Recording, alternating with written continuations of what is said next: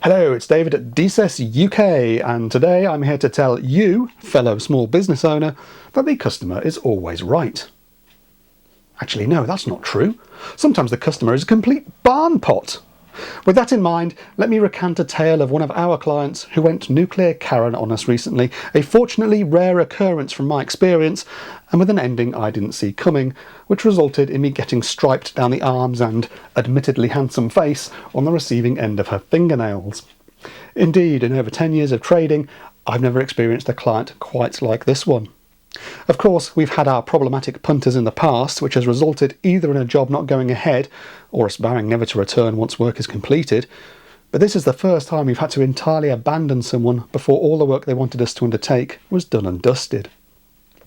I should preface this by saying our Karen is a somewhat strange person to talk to. Her sentences are structured like word salad, as Nigel would put it. She can't string together a simple line without throwing in a bunch of irrelevant or wholly misplaced words, which she thinks make her sound clever or officious in some way. You'll see for yourself when she starts leaving me rambling voicemails later. Yeah, there's that to look forward to. She maybe even has some kind of bona fide communication issue, so I'm not making this to poke fun at her, merely to share with you the unusual and outright baffling circumstances of the story. There will be those who feel I'm out of order in laying bare the timeline, transcripts and video to the wider world here. Nonetheless, this channel is a vlog about running a UK electrical business, and this is an unusual sequence of events from my experience. Anyway, are you sitting comfortably? It will be a long one this, so pause now if you need a wee or a poo. No? Okay then, I shall begin. Once upon a time, well, Wednesday 4th of January 2023 at 1:30 in the afternoon, I received a phone call from Karen. That's not her real name, of course, and I apologise to the real Karens out there whose name has now been hijacked as a shouty stereotype. Anyway, this Karen tells me she's had an unfortunate flooding incident before Christmas where a pipe has burst in her attic and wrecked her house through water damage. Obviously, this leaves the place without power and the consume unit has already been fully turned off. 2 days later, on Friday 6th of January, I visit Karen at her home to assess what's needed. I have one picture here which shows where the water has come through an upstairs bedroom. The air is thick with damp as it's been a good couple of weeks since this happened, and there have been no efforts to start dehumidifying the place, which is surprising because she says she's insured. The house has been cleared of all furnishings and the walls downstairs are wetter than a fish's tits. I tell her all we can do for now, from an electrical point of view, is to run in some temporary power so that she can use a dehumidifier. Then, when the place has dried out, we can perform some inspection and testing to see what's good and what's bad with the fixed wiring. An estimate is written up and emailed off on 7th of January. On Monday 9th of January, Nigel and I attend site to get the temporary power in. We disconnect all circuits on her dual RCD consumer unit in the garage, which wasn't affected by the water damage, and use one of the 32 amp breakers to supply a 4mm twin and earth into the kitchen. We break that down using a little subboard into two 16 amp circuits with yellow Arctic Flex for visibility, tacked up and run to a twin outlet in the kitchen diner and another snaking up the banisters to the landing. It takes us an hour and a half to get that in, and none of it is pretty, but that's okay, it's functional and should only be needed for a few weeks. So far it's all quite timely, 5 days after first contact, and she can now plug in a dehumidifier. Later that afternoon she thanks us in this text message. She does so again the following morning on Tuesday 10th of January. Well, now seems like a good time to chuck in the invoice for the temporary power installation, get them in while they're happy, so to speak. The invoice ends up being £54 lower than the estimate and is duly emailed to her that evening. The next day, Wednesday 11th of January, Karen calls me at 12:09 PM to report the temporary power has tripped off. We're working close by and able to turn up at her home just over an hour later at 1:24 for 10 minutes, according to the Google Borg who track my mobile phone. We find the RCD has tripped off, and it doesn't take too much detective work to determine it's a fault with the steamer wallpaper stripper that she has plugged in. On performing a pat test on that appliance, it fails on insulation resistance. So that fault is nothing to do with our work. Karen has simply plugged in a faulty appliance and the RCD has done what it was supposed to do. Whilst there, I noticed she only has a single domestic dehumidifier running, one that she's obviously sourced herself, rather than a couple of industrial hire units an insurer likely would have provided. Anyway, even though the trip event isn't in any way our fault, I don't charge her for that visit. I figure she's had enough bad luck, what with losing all her furnishings and a home being rendered uninhabitable, so I'm happy to show a little goodwill, and it hasn't taken too much out of our day. That's later reflected in the following text message exchange, where she expresses her gratitude. Thank you to both of you for your reliability and being prompt. Hopefully there won't be any further trouble, but if anything trips again, unplug any appliances in use and see if it resets. If it does, try one appliance at a time to see if any one thing is tripping it off. Let me know if you have any further trouble. It's annoying then that a week later, on 17th of January, a payment reminder has to go out via email because the invoice is now a week overdue. Of greater annoyance is a second reminder zapping out on 24th of January when it's a fortnight overdue. So far we've reacted to Karen in a timely and efficient manner and have invoiced only for the temporary power installation, not the trip event, so I don't like it when clients are happy that we've been attentive to their requirements, but who then treat the invoice like there's some kind of interest-free credit option. If I get a trade working on my home and they've done what I asked, I pay them as soon as the bill lands, because I may want to call on that person's skills again in the future, and I want them to know that giving me good service will be rewarded through quick payment. But hey, it is what it is, and I haven't moaned at her about it. On 31st of January, 3 weeks after the invoice went out, we're asked to price up further work at her house, so I take along a hard copy of the outstanding invoice, which I hand to Karen directly. There's a plasterer working on site repairing the upstairs ceilings and walls, which have now largely dried out, although the ground floor is still damp. There are still no industrial fans or dehumidifiers on site.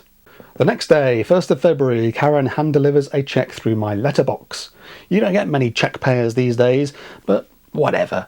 The outstanding invoice for the temporary power is now settled. On 5th of February, I provide a second estimate for the extra work she's asked for, which is to add additional socket outlets around the bedrooms. However, that estimate is rejected on 17th of February. Karen decides she doesn't want any additions after all, just new faceplates on the existing outlet positions. That's okay, we can do that.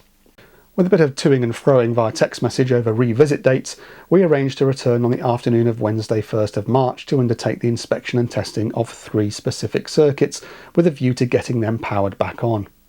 One circuit is for the central heating, which is in the garage and was never subject to any water damage. The next is the upstairs lights, which again largely escaped direct damage. The third is a socket circuit which serves a mixture of upstairs and downstairs outlets. The first 2 circuits pass muster without issue.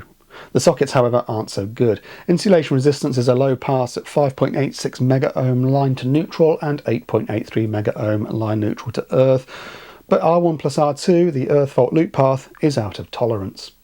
That'll be nothing to do with the water damage. The property has its original outlet accessories from the 1970s, and there's probably a few loose connections that need a bit of wrist action. Anyway, we're under some time pressure that day, so we arranged to return 2 days later on Friday the 3rd of March. Upon our return that Friday, we changed the faceplates of 5 socket outlets, and when we repeat testing, we get an R1 plus R2 that now meets our expectations, so any loose connections must have been on outlets whose wiring we've now redressed. There is no change on insulation resistance. Nonetheless, at this point the heating, upstairs lighting and 1 socket circuit have all passed inspection and testing and can be re-energised. We expect those socket IR numbers will rise if the heating goes back on and if the remaining cold, damp air is driven out.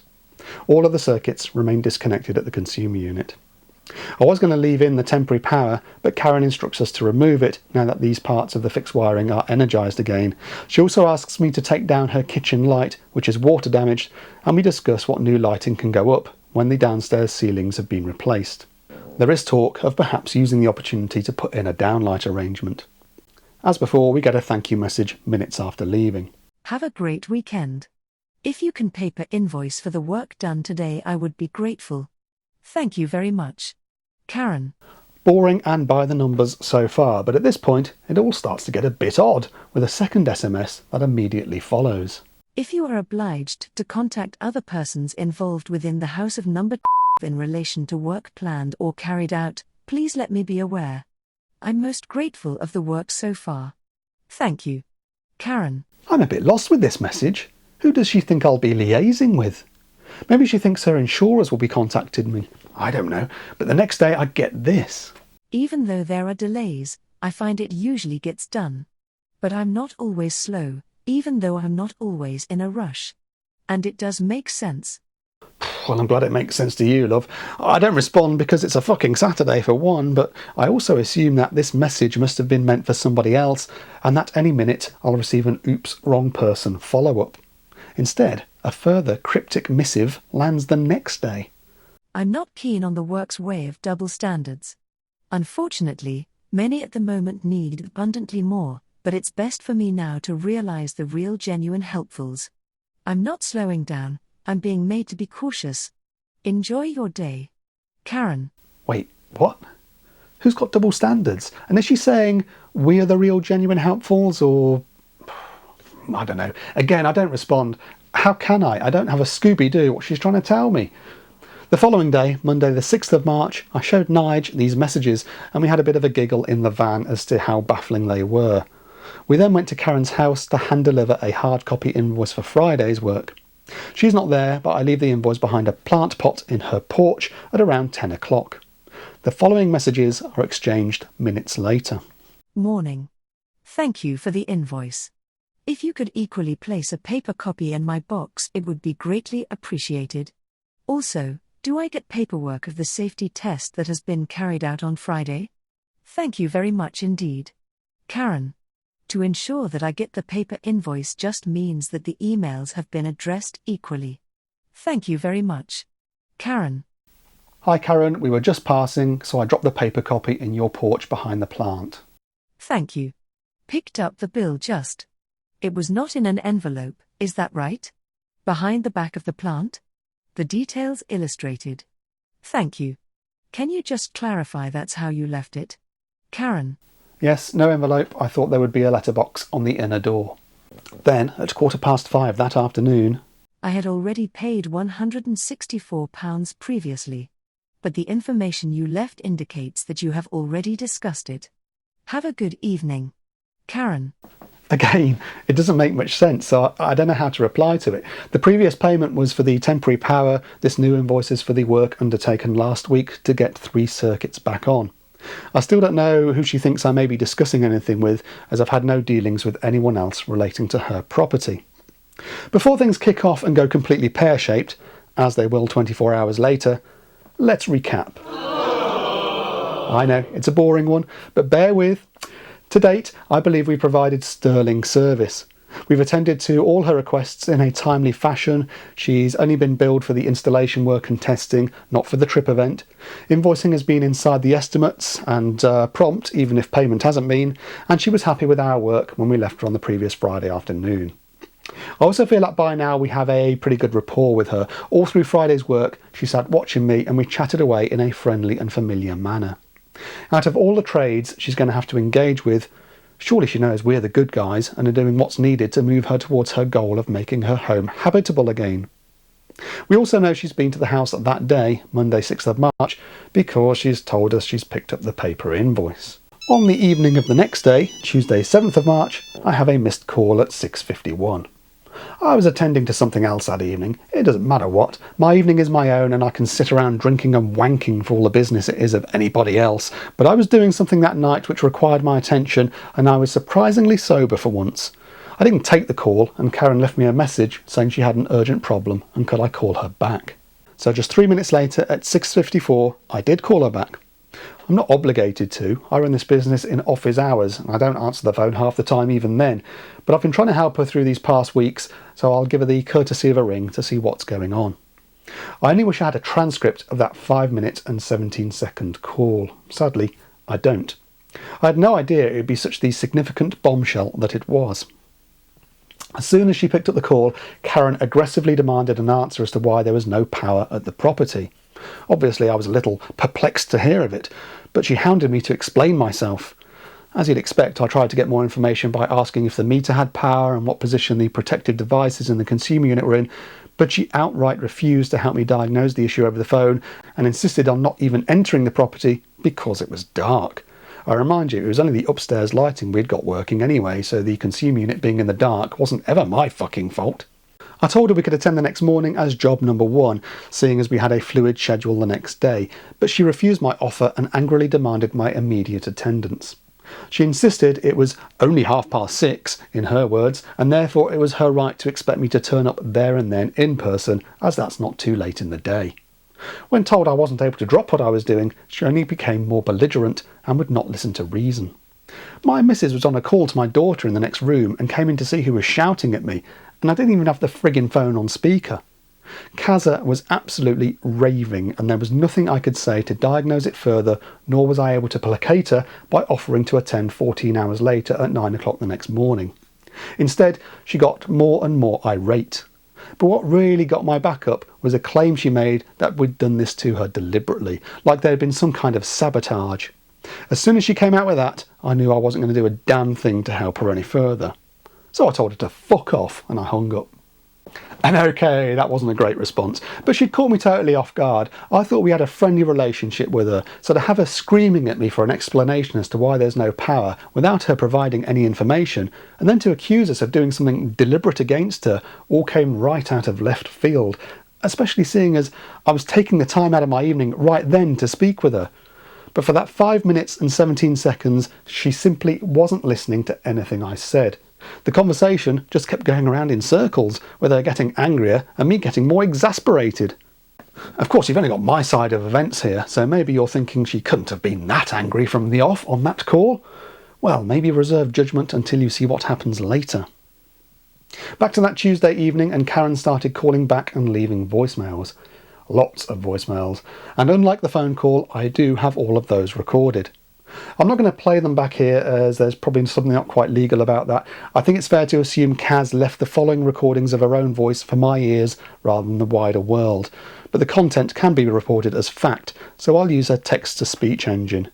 These are transcribed verbatim, so any grammatical errors are there as spoken. Here's the first one at 7:33, half an hour after I told her to fuck off. Good evening, David. It is Karen returning your call. That was most rude to actually... Yeah, I don't think she meant to hang up there. Some angry fat fingering of her phone has cut her short, and if only all her messages were that short. She rings back right away, of course, and the following lands 1 minute later. Oh, and she likes to read out timestamps, although her watch is 3 minutes slow. 7th of the 3rd, 2023, 1931. You actually used obscenities and hung up on me about relation to the property that you have worked on. I am very hurt that you used those obscenities, and you've now left me with electricity. Have a good evening. I am sorry that I gave her a ribald heave-ho on the end of that call. It wasn't my intention to cause hurt or distress, but if she's going to barge in on my time with some shouty accusations of foul play, then she's going to get a reaction, and not necessarily one she'll like. When she says, "You've now left me with electricity," I presume she means without, but the key thing here is that when we left her the previous Friday, the power was on for upstairs lights, various sockets and the heating. Something's happened today to knock it all off, it seems, but that is not how we left her. And it's a curious fault, because in her call she's saying there's no electricity to the property, but we've got 3 circuits split over 2 RCDs and test data showing those circuits as healthy under the requirements of BS 7671 at the end of the prior week. If a breaker is tripped off, something should still be working. Same if one of the RCDs has gone. If all the breakers or both RCDs have tripped, then something drastic has happened since Friday. Of course, it could be a grid fault, which is bugger all to do with our work. I suggested that over the phone, but was shot down because her neighbours have their lights on. Of course, that doesn't mean there can't be a fault with her supply. A couple of months ago, there was a fault in my street that affected just my next door neighbour and the house immediately over the road. If she had just looked at the digital meter while on the phone, then I could have diagnosed it a little further. If no sign of life there, I would have advised her to call National Grid, but she refused to provide me with any information from her end. To be honest, I'd really quite like to know what the fault is to satisfy my own curiosity, but nobody's getting away with speaking to me like that. An hour later, and another voicemail lands. Good evening, David. I'm quite surprised by your response, and how you communicated to me on the telephone about something that was to do with safety. I'm very upset about the way in which you spoke and ended the conversation. And clearly, I respect the fact that you're entitled to your own downtime, as I am. But you have now left me with no electricity, and you're happy to leave it like that. I thank you for your cooperation given the circumstances. Good night.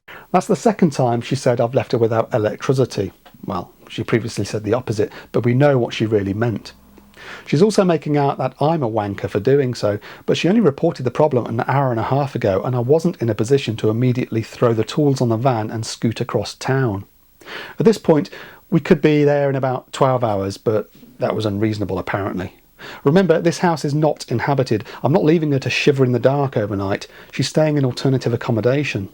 I understand that she's disappointed to turn up that evening to do whatever she was going to do and to find there's a power issue of some kind. But what couldn't possibly have waited until the following morning? I should also say that something gets lost in the text-to-speech you're hearing. These voicemails have a malicious tone to them, as though spoken through gritted teeth. Anyway, I'm going to nip in the bud this nonsense of my deliberately leaving her without power, and in my view, it's better to put everything in writing from now on. So at 8:52 that same evening, 2 hours after that phone call, I send the following email. Hello Karen, better to put this in writing so that I'm not curt with you again. When we left your property on Friday, 3 circuits had been tested as operational within the requirements of BS 7671, the IET wiring regulations. Those circuits were energised and operational as of Friday afternoon when we left the property. If there is no power now, it is down to one of 3 things. In one! You have plugged in a faulty item which has tripped off the power. You may recall this happened in the past with your wallpaper stripper. In 2! The supply from the grid is faulty. This could be the case even if your neighbours have power. In 3! Something has changed on site since Friday which has caused a protective device to operate. This change may be down to circumstances outside of my or your immediate control. This may be down to an increase in dampness, for example. We reported on Friday that insulation resistance levels were low, although a pass under BS 7671, and that they should rise as the weather improves, especially if the heating is switched on. I've accommodated your requests in a timely fashion since you first contacted me in December. That's actually a mistake, it should say January, because that's when the initial contact was. So I was disappointed by your tone on tonight's call. You all but accused me of the deliberate sabotage of your home electrical system. Your demand that I answer as to why the power is off and immediately attend to restore it is unreasonable. When we left on Friday, there were 3 circuits tested, energised and working. Which of the above 3 reasons is responsible for there being no power 4 days later, I cannot immediately answer. I appreciate you were disappointed to find the power was out tonight, but that is neither my fault nor my immediate responsibility. It doesn't matter if the time is 6:30 p.m. or 10 o'clock in the morning. I'm not duty bound to drop what I'm doing in order to provide an immediate site visit just because I've worked at the property in the past. I offered to diagnose the problem over the phone and to attend tomorrow, which are perfectly reasonable responses, both of which you refused. When an immediate and or out of office hours response is required, then that's the preserve of an emergency electrician. I don't offer such as a guaranteed service. If I'm able to attend a short order or out of hours call, then I will. Where I'm not, because of other engagements, there's nothing I can do about that. I'm not always available at the beck and call of every client I've previously worked for. Speaking of the work performed to date, outstanding invoicing remains valid and due as we completed the work you asked of us. You verbally accused me of doing something deliberate to knock off your power today, but that's not the case. The fact that you would think I'm trying to rip you off in some way when my colleague and I have responded quickly and professionally to your requests while under your supervision on all site visits is an insult to me, which is why you got the verbal response given over the phone. I guess you need to find a new electrician you feel you can trust. Good luck with the remainder of the project. I hope you'll be able to move back in soon. Okay, let's pick the peanuts out of that. Nigel and I left her with power on 3 tested circuits the prior week. I don't know what's happened 4 days hence, but I find it difficult to believe 3 breakers or 2 RCDs have tripped off. So either some power is still present or it's a fault with a common element such as the main switch, meter or supply. I mentioned the billing in my email because as far as I'm concerned, payment for the previous week's work is still valid and due. When we left on Friday, there were 3 tested and working circuits, one of which had upgraded accessories. I'm confident that it's not our workmanship at fault because we do have that test data sitting in EasyCert on my laptop and there's nothing we've done that will bugger the supply for everything days later. Note how the last sentence is left partly open. I'm still thinking she can cool down and speak reasonably. All she has to do is confirm she does trust us and apologise for her tone and accusations. I'd then apologise for giving her the big fuck you and we could still attend in the morning to see what's what. There's no guarantee I'd do any further work for her, but I'm not ruling out a revisit if things de-escalate. Instead, 4 minutes later, at 8:56, another voicemail lands. Good evening, David. I've actually received your email. I haven't had the chance to read it as yet. As you can see, I am quite distressed by the fact that you utilized obscenities and hung up on me, and I find that extremely unacceptable. I will obviously discuss the matter further, because that is my right, and I am very upset by the fact that you've left my home in darkness knowingly, despite the fact that I apologized for ringing you after 6 o'clock in the evening. I note your email and I will act on it as I require to do so. Thank you very much and enjoy the rest of your evening. Again with the left it knowingly remark. I've known about it for only 2 hours, you stupid fucking bint. And that line about apologising for ringing after 6. Well, have you heard or seen any apologies here thus far? There certainly wasn't one on that phone call. Instead, she insisted it was only early evening and therefore perfectly reasonable that I attend at once. As for enjoying my evening, well, I'd love to, Karen, but you keep leaving me these bloody voicemail messages. Let me put this into a vehicular analogy for you. Jack Fuckwit has a nail of a car sitting on his driveway and it won't start. Jack has access to another car, so he's not dependent on this motor at this time. Still, Jack wants it to work, so he calls in Mike, the mobile mechanic, who can see the car is a rusty shitbox. But by twiddling a few nuts and bolts and putting in a new battery, Jack's car does now start. Mike invoices Jack for his time and the cost of the new battery. 4 days later, and with the invoice still unpaid, Jack angrily calls Mike during the evening and screams at him that his car is once again on the driveway and not starting.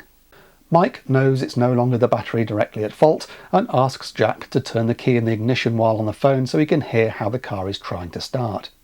Jack refuses to do anything and instead demands Mike attend immediately to get it going again. Mike, although he wants to help, can't just hop into his tow truck and trundle over right that minute for any one of a million reasons, not least the fact that Jack so far hasn't even paid for the work to date and there is no immediate response home start agreement or contract between them. Mike is not the fucking AA and is under no obligation to do a damn thing right there and then. The fact he even took Jack's call out of hours was a courtesy he didn't have to provide. Mike offers to come over in the morning to figure out what part of Jack's CAC motor has packed up since he last saw it, but Jack won't have that and angrily accuses Mike of deliberately knackering his ride, which Mike finds bizarre because, well, there'd be no reason for him to do so. So Mike tells Jack to fuck off. That's where we are, and you know, like Mike, I'll be buggered if I'm going to turn up at 9 o'clock the next morning now. Maybe if Karen sleeps on it and comes back to me in a better frame of mind, I'll consider paying her a visit later the next day. At this point though, I feel we'd just be throwing good time after bad. Even if we attend site and fix whatever's gone wrong, what's to stop Karen from calling me in a rage the next time she perceives an electrical problem of any kind? So Tuesday night rolls over into Wednesday the 8th of March, and at 9:57 the phone rings again, is duly ignored again, and clicks over to voicemail. Again. 8th of the 3rd, 2023 at nearly 10 o'clock in the morning. Good morning, it's Karen here. I'm ringing in connection and in relation to our phone conversation yesterday, and I wish to ask why you have failed to answer the phone when there is still pending instruction on what I require, but you haven't made any effort to contact me to find out what has transpired from your telephone call last night. I'd appreciate some form of contact irrespective of an email, and I think you could provide that common courtesy. I hope you have a good day. The last time I answered the phone to her, I told her to fuck off, so it's probably best we keep it written rather than verbal. Besides, I thought my email from last night was pretty clear. Despite leaving the door ajar at the end of that email, it's obvious Karen's not going to give any quarter, so it's time for a Dragon's Den style I'm out, and she's getting that via text message. Karen, I said what I needed to in the email. We left you with working electrics. What might have happened 4 days later is not a direct result of our work, but clearly you don't believe that, and you won't trust any subsequent action we perform. So there's no point in our returning. I advise you check the consumer unit to ensure the RCDs are on, and when power is restored, use the heating and further dehumidifying to continue driving out the damp. But we're done. You need to find someone else to pick it up from here. Of course, none of this may be RCD related, but my suspicion is that she isn't entirely devoid of power, and that perhaps it's just the RCD protecting the sockets has tripped off because of another faulty appliance, or if those IR levels have dipped over the weekend for whatever reason. But I like to think there's no confusion with this message, and I presume it's plopped onto her SMS doormat like dog poo through a letterbox, because the rest of the day passes without any further contact. Wunderbar! The next day, Thursday 9th of March, is called off as a snow day. Not that there was much snow, but Nigel and I each awoke in our respective bedrooms, threw open the curtains to expose our morning glories to startled neighbours, saw a smattering of snow on the ground and thought, to hell with that. So instead of schlepping around on the van, I get on with some activities indoors. Then at 11 minutes past 11 that morning... OK, I wasn't really expecting another call from her, but maybe she's got another spark in and they want to ask me some questions about the work we performed. I don't know, but let's plough through the absolute rambler of a message Karen spouts out into my voicemail box. Hello, good morning. Just after 11 on the 9th of the 3rd, 2023. I understand your email, and I understand your follow-through text, but clearly you have been made aware of other tradespersons coming to my property. Apart from bumping into a plasterer a few weeks ago, I haven't seen or had any dealings with any other tradespersons. It is actually unfortunate there is no electrical supply now when the weather conditions are such that there needs to be some power. And I don't mean power of obviously having an argument with one another. You are an excellent tradesperson and I asked for your assistance. You have now left me without any electricity. Now, with respect, I have given you the opportunity to email me and text me, but I have had the decency to leave a voicemailed message, so you are aware of other situations and dilemmas. You'll find she keeps making this point of saying my not speaking to her over the phone is somehow disrespectful. I said in my email on Tuesday that our talk time is over. I want everything written and recorded from now on. The weather, it is now snowing, on the 9th of the 3rd, and you completed the work at my property Friday of last week, so it's very nearly a week that I've been left without electricity. Whoa, let's just pause that cocksucking exaggeration right there. It's 40 hours since the fault was reported, but Karen now seems to be saying when we left site last Friday, we did so with the power off. Well, she knows that's not true. But you are aware of circumstances and the aspect of the house and what has occurred there. And I mean by burst pipes and the evidence of water that has obviously affected the property. Now, I appreciate you can use this voice recognition, but equally I have given you respect and followed what you have ascertained within your email and your text message. The voicemail message has been left out of a mark of respect to you for decency. So, with respect, if you could return that to me and actually ask of me whether it is appropriate to come to the property, even though you have said that you have completed the work and the matter is over, I am still left with no electricity supply. So, with respect, I think that is fundamentally important. So, I discontinue the call now, and you have now got my voice-activated message. Many thanks, and you have a good day. Voice recognition? Voice-activated message? It all sounds like it's going to self-destruct or something. Did she not read my text from yesterday? Anyway, I haven't responded, and just 17 minutes later... 9th of the 3rd, 2023, 11:24 in the morning. Follow through from the call that was made 11:07 on the 9th of the 3rd, 24. 23 even. 1 year ahead A.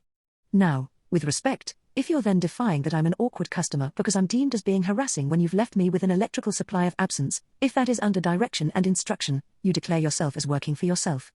Now I've left an activated voicemail message in relation to my electrical supply. Now if that is indeed connected with any other worksperson and tradesperson representative for me during this period of time between December and now March, with respect, I find that your absence of replying to my telephone call on the 9th of the 3rd quite absurd when it is your workmanship that has been taking place and nobody else since your arrival on Friday of last week.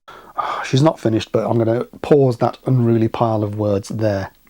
I think she's trying to say that we were the last tradespeople on site, which is why she holds us responsible for there being no power. Perhaps if a painter and decorator had been in after us, they would now be getting all these calls instead. She's still pissed that I won't answer the phone to her, but I've been pretty plain in the written word. You have refused to answer my calls today, but you sent email and you certainly sent a text message to say that it is you now finished. With respect, there is no electrical power supply to that property, and I find that this is unacceptable. Thank you very much for leaving me without the supply of electricity. That is not sarcasm, that is actually the fact that you've left me without any electricity since Friday. I thank you, and goodbye.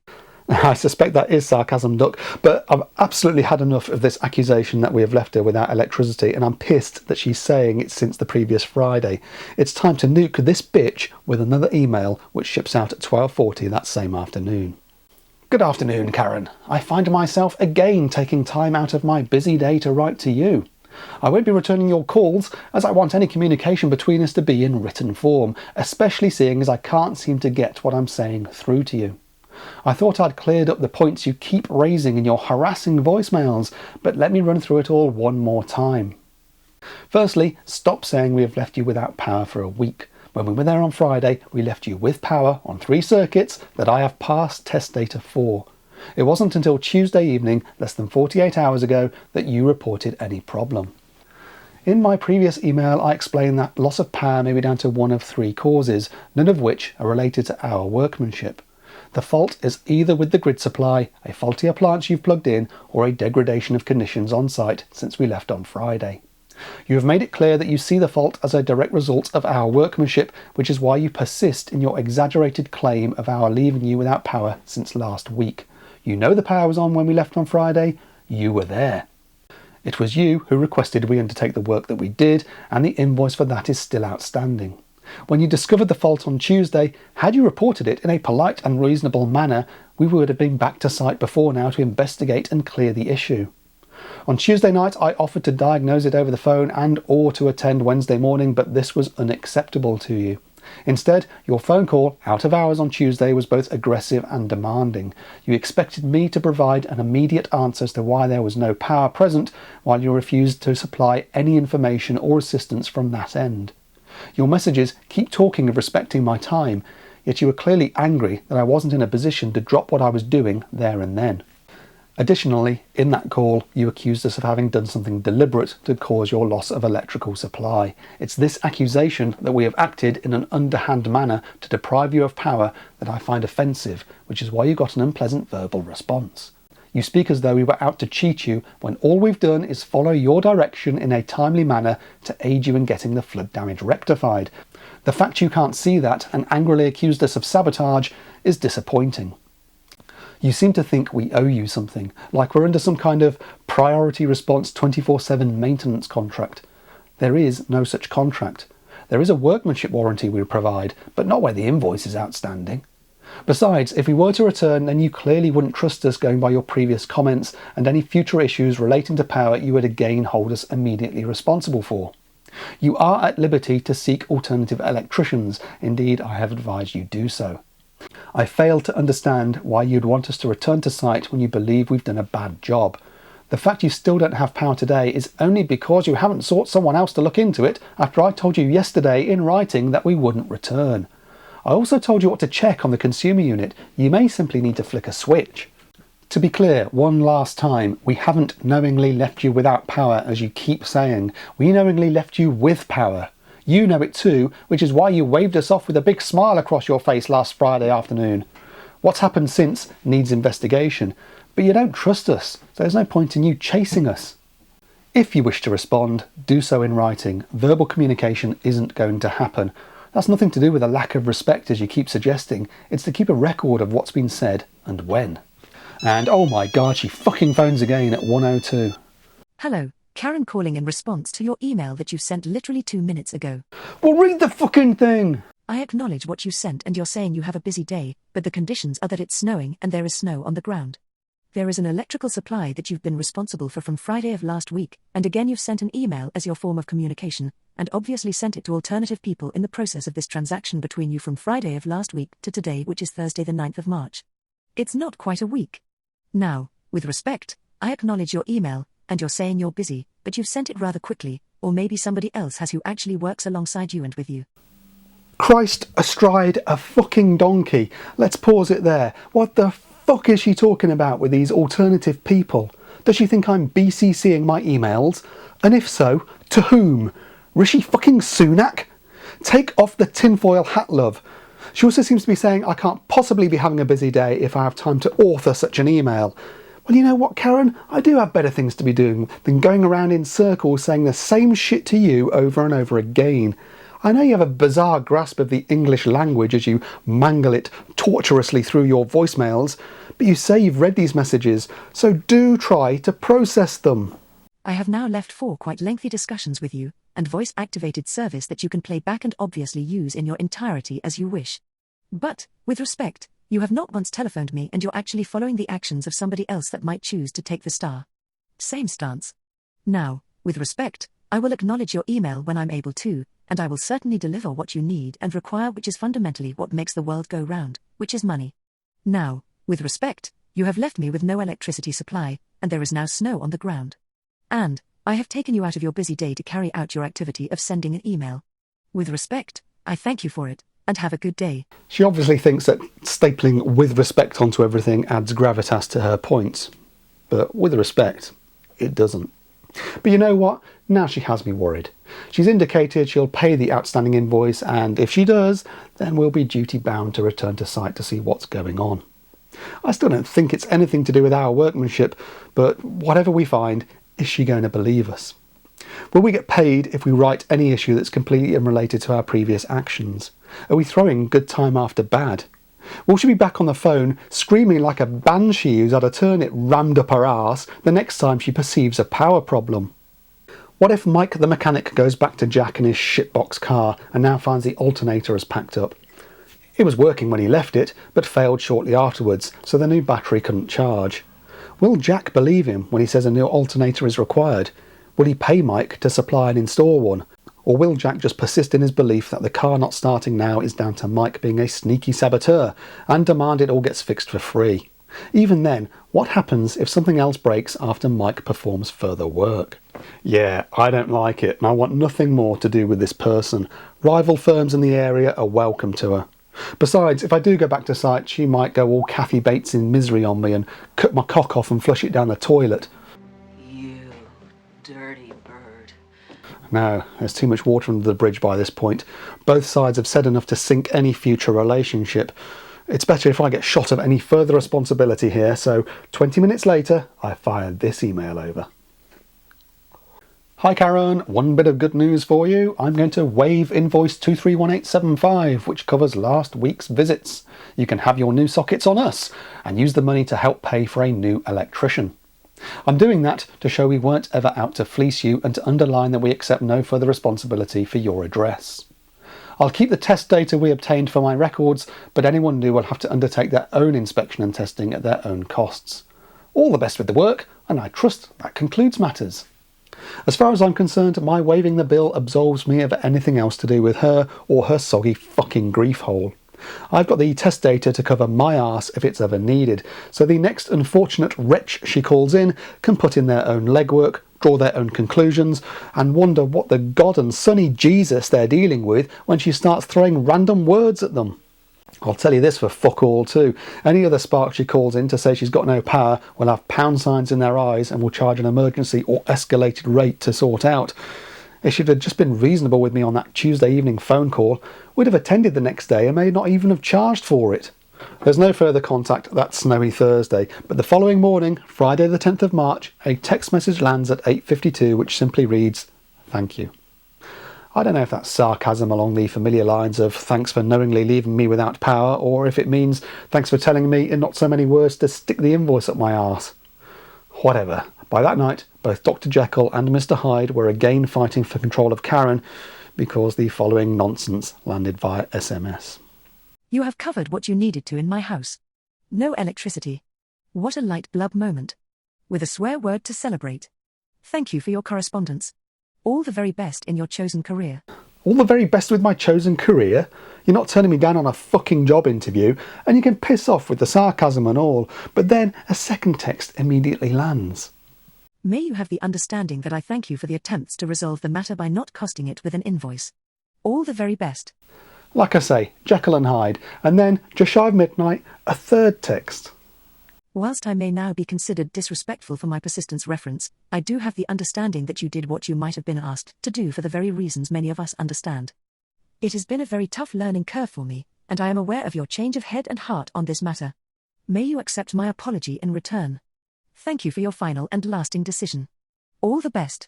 During, I'm sure, a very busy week. Regards. Well, hallelujah, I think she finally got the picture, and that's where this video originally ended when Nigel and I recorded it on the 20th of March.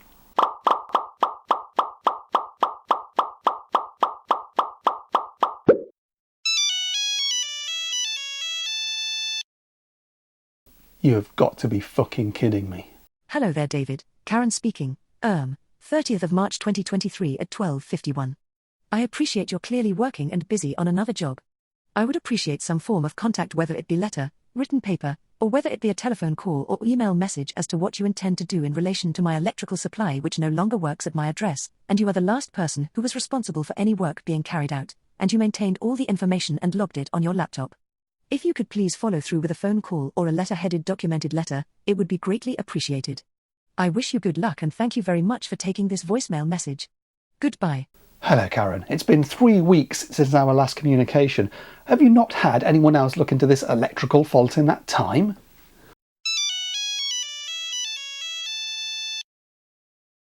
Hello there, David. It's sometime after 1 o'clock on the 30th of the 3rd, which is March 2023. I appreciate you sent a text message rather than making any form of phone contact to me. It is my understanding that you've actually arranged the work at the property, and it is my understanding that you have some responsibility for the reconnection or restart of the electrical supply. That is now why I have contacted you. Yes, it is 3 weeks, but at least I've made contact to you to ask what you intend to do about it. Many thanks. Goodbye. It's like talking to a wall with tits. Okay, one of two things must have happened in the past 3 weeks. Either Karen has done nothing to get someone else in, or she has spoken with one or more other sparks and they've incurred her wrath and legged it just as we did. Let's pen yet another email and fire it out at 4:14 that same afternoon. Hello, Karen. I'm sorry to hear you still don't have power at the property 3 weeks on from when we last spoke. I presume that's only because you haven't sought another electrician to look into the matter for you. You will recall that on March 9th, 3 weeks ago today, I waived the outstanding invoice for the work undertaken as you seem to believe it was substandard and the cause for your current loss of power. I remind you that at the start of the project you had no electricity, so you're in no worse a position now than before we first arrived. All you've paid us for was the temporary power we installed in order for you to run the dehumidifier, and which we removed on your instruction when the dehumidifying was complete. The reasons for our not returning have been laid out in previous written correspondence and basically boils down to you not trusting our work, which is why you haven't been charged and why you were recommended to seek another contractor. In your latest voicemail messages, you continue to hold us accountable for the current situation. I reiterate, we left you with tested and working power on March the 3rd. Something changed on site around March 7th, which has affected one or more circuits. We would have had an answer as to what has changed on March 8th had you not made your furious phone call the prior evening accusing us of deliberately depriving you of power and demanding immediate resolution. The only reason the installation remains dead today is because you seemingly haven't engaged another contractor to look into it. We're not duty bound to take it any further because we haven't left you in a worse position than we found you and because you haven't been charged. You're simply back at square one. Well, square 1.5 because you got some new sockets out of it. To progress restoration of power, I have two options for you. Option 1. Contact another electrician to perform the inspection and testing and to oversee whatever is necessary to re-energise the property. Option 2. I can reissue the invoice waived 3 weeks ago, which, if paid, does put us in a position where we would be duty bound to return to site to see what has happened.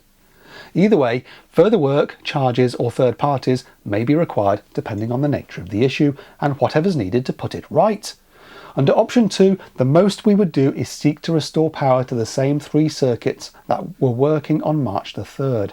We would not undertake any new or unrelated work, re-energise any other circuit, perform any further inspection and testing outside of verifying the condition of these 3 circuits, repair or re-energise any circuits that have subsequently failed through circumstances outside of our control, such as further moisture ingress, provide any guaranteed or immediate call out on demand should issues occur on these same 3 circuits again in the future, or progress the overall project beyond this point.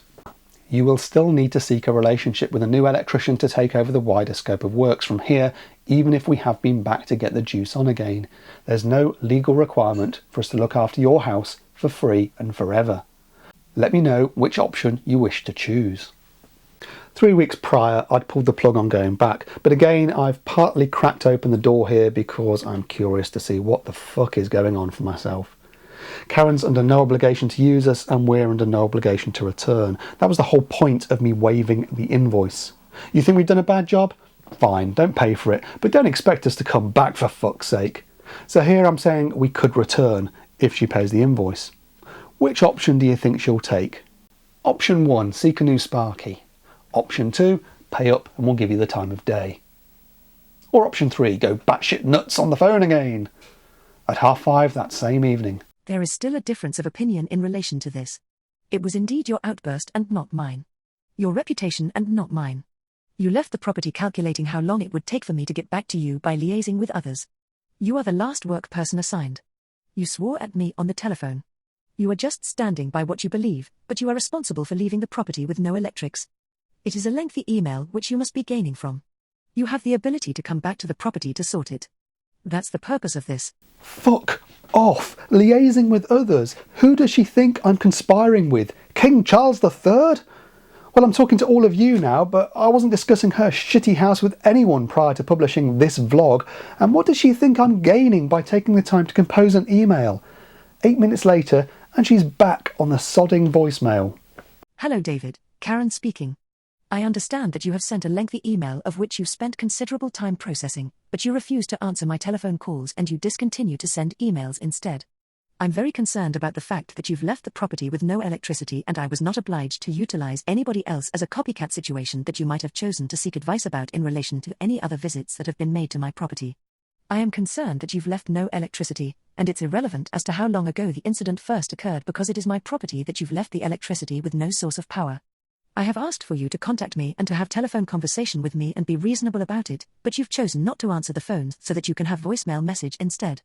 Now, I equally have, ascertained and retained your emails of which they are very extensive, and certainly you did swear at me over the telephone of which I find very inappropriate, and I certainly was not furious with you over the telephone the day I had no electricity to the house. Now if you recall, you were paid upfront about all your activities in relation to workload that you took place with your colleague at my property. Now I do expect you to give me a call tomorrow at your convenience and we can discuss this matter further. Many thanks, have a good evening. It's kicking off! Yes, Karen, I do have the ability to come back to the property and to fix whatever the fault is and to answer your phone calls. However, I don't have the obligation for any of it. It is also possible for me to find time to pen lengthy messages detailing why this is the case. I note in your voicemail you now say we were paid up front. You only ever paid for one thing, the temporary power which we put in on 9th of January and removed on 3rd of March. You've never paid for anything else, therefore I owe you nothing else. It makes no difference if we were the last contractors on site. The situation with your power today is the same as it was before we started, and you're no worse off as a direct result of our work. You can either sit there in the dark for another 3 weeks, or you can appoint someone else to restore the power, but don't expect a phone call from me tomorrow or ever, as I have no responsibility to provide you with any more of my time. Indeed, I've expended enough of it on you today. So if you keep contacting me, then you will hear more of that foul language you found so upsetting before, as that's the only thing that seems to sink in. I advise you open up Google and search for Electrician Leamington Spa if you want to find people you can speak to on the phone. Just skip over me if I appear in the search list. All the best, and enough with the voicemails.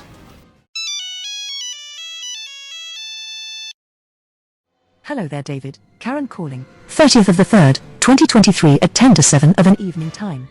Again I refer to your now text me. Lengthy message to me in relation to the work that you have failed to carry out as there is no supply of electricity, of which you're perfectly aware, and you are now being pedantic about actually pursuing any repair work that is involved. You have been most rude to me this evening. You've not only sworn at me in the past, you have now lengthy messages of text of which you feel obliging to send, rather than actually discussing the matter, as a mature man, and I find you quite condescending in your lengthy text as to what you put in words. You clearly have had income, and clearly had customer service provision in the way that you're used to, by sending these lengthy email messages and indeed text messages. I have now sent you another voicemail message of which you're obliged to play back, and you're a business person and it is your reputation that we're discussing. You were the last work person in my property, and I feel it is necessary for you to do something about it.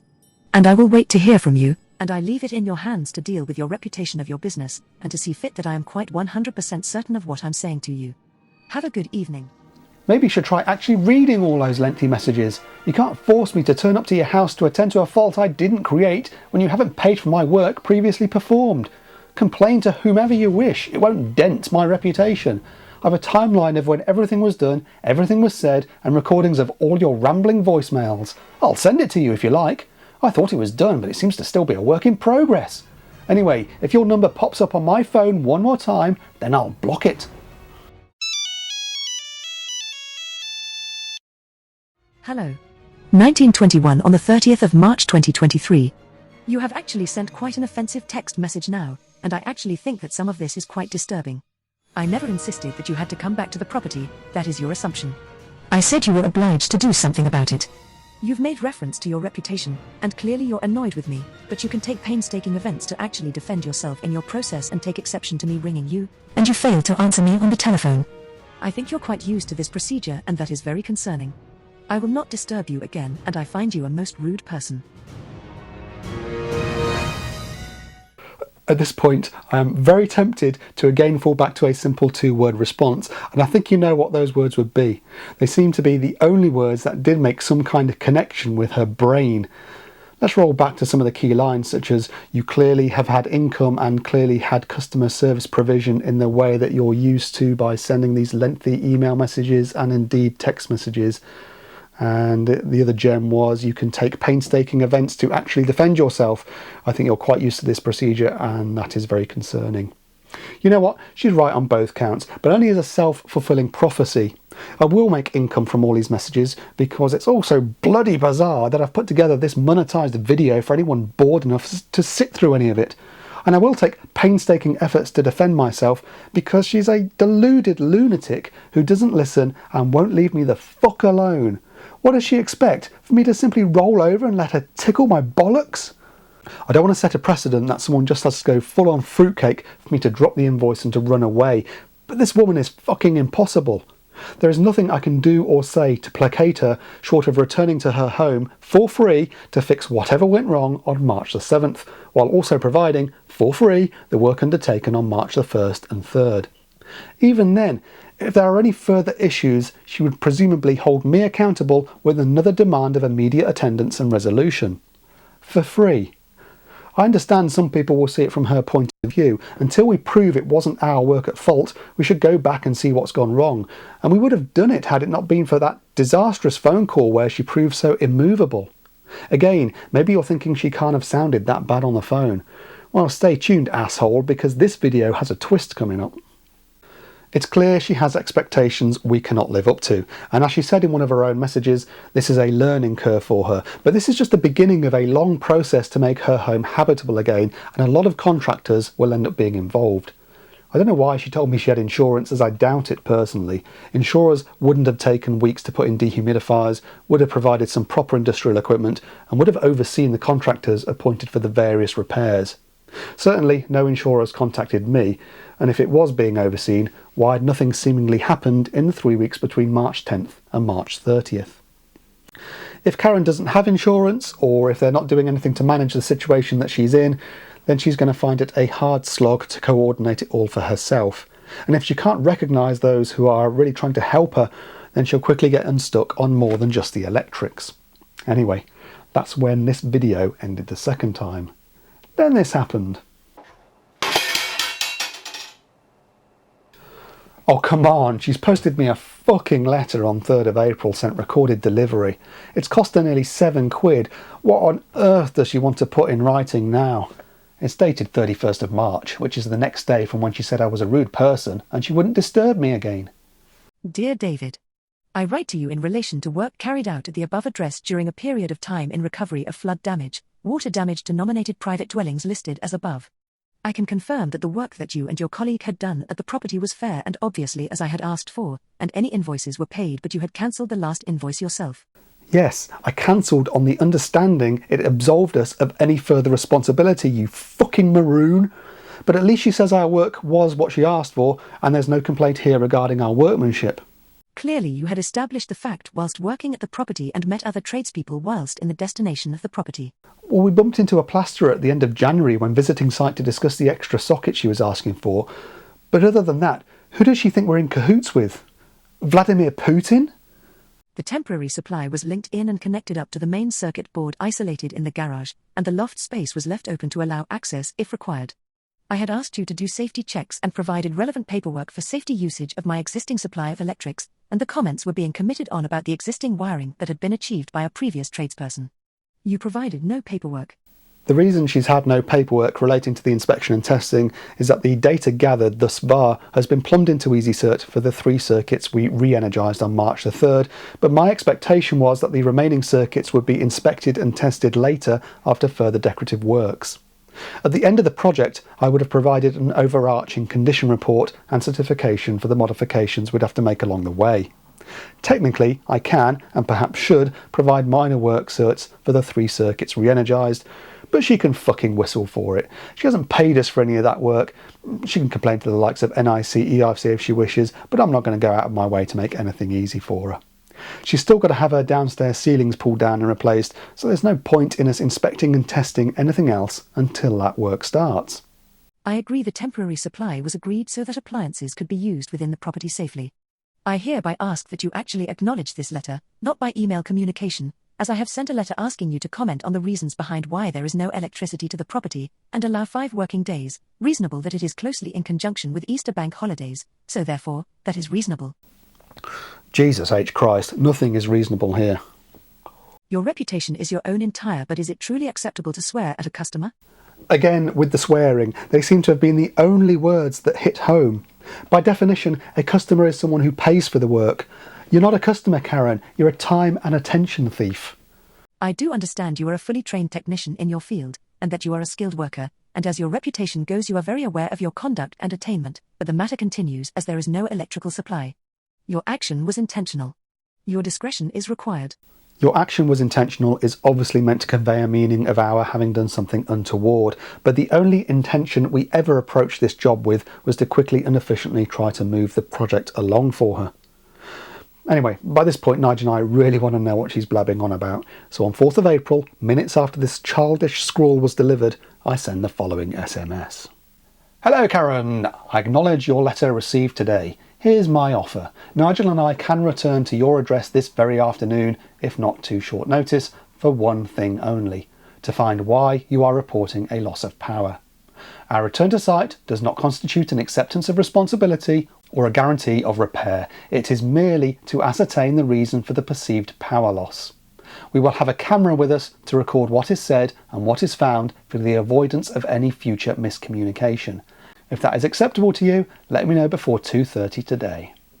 And she replies that it's not convenient. That's all she says, not convenient. Well, what's not convenient? The proposal or the timing? If the timing, would Thursday work for you? Just within the realms of 9 AM to 5 PM timeframes. I've been busy myself.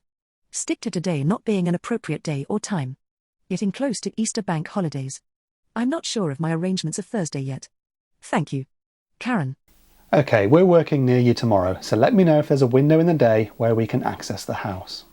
It is not possible today. Thank you. Tomorrow could be possible. But it does depend on whether you're both available in the afternoon. And I do appreciate Friday falls into a bank holiday. Thank you. Karen. Then on Thursday the 6th of April. Morning Karen, let me know if a visit is possible today. We're nearby until around 3:30. 1 PM. Convenient today. Thank you. Would you be able to confirm this time, please? Okay, 1 PM it is. Thanks. She hasn't said we can't take cameras in. She knows it's a condition of our returning to site, and for the occasion I've ponied up for a budget body cam to back up the main camera, which Nigel will be holding. If you have the patience, dear viewer, and I appreciate this has been a long-winded video already, you lot can come for a ride along. Let's all find out together what's gone wrong on this site. We're returning for 3 reasons only. Number 1, Nigel and I really want to know what's going on at this place. Yeah, we want to know. It's something that it's naturally inquisitive. If there's a fault, you want to know what's causing it. Yeah. Number 2, now that this is being made into a video, we want to provide you with an ending to it. Yeah, some entertainment. Because every time we think this fucking video is done and dusted, she's back on the phone screaming again. So we need to put a conclusion to this, and that conclusion also hopefully brings us number 3, which is she'll get the fuck off my back once you've got the power on. Although I don't trust that she will. Yeah, so we're recording also to cover our ass. And just to throw more money at this job, I mean, she's obviously not going to pay that last invoice because that got waived. So here we are returning for free to find out what the fuck's gone wrong, which won't be anything to do with our workmanship. It'll be some change of circumstance on site. I've also fucking splurged out on a body cam, rather ridiculously. because although Nigel's going to be holding that camera that he's using right now, I want a secondary camera, and I want to make sure that, you know, anything that's said, anything that's seen is recorded, because fuck knows where this will go. Yeah. But yeah, she's an interesting one. Oh, and there's another reason for going back as well. I think I left a crop lead on site. Although if she's had any of the fucking Sparky in since then, they will have nicked that. Well, if she's had any of the Sparky in and they haven't fixed the fault, they're not much of a Sparky. Or if they haven't sussed it and told her. Either that, or she opened her fucking mouth door and they ran a mile. Yeah. So, with respect, we are wasting more of our time. Get on. Yeah. Because this is another thing. We've had to leave. We're actually engaged on another job close by. We've had to leave that site to go here, so we are losing more money now doing this.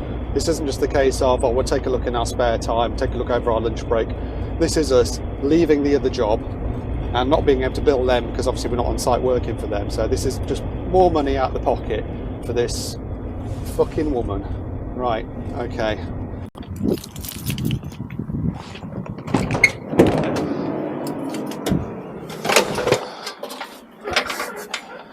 Is that your trouser cam? Certainly is. Fluky.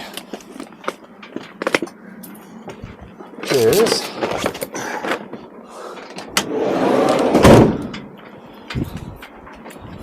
Afternoon.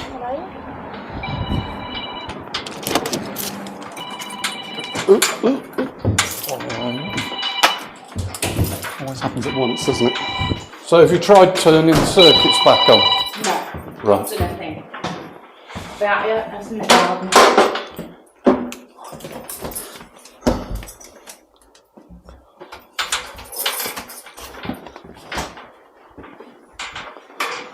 There's your clip. Let's have that camera. Hey! And pull it out my trash. Well, there's a woot woot. Because my clip is still here. Yes. Which probably means no one else has been to site. We have power. Everything's on. Wonder if... No, No, it's got power. There's no isolator in here, is there? No. There's no seal on it. That's not working. There.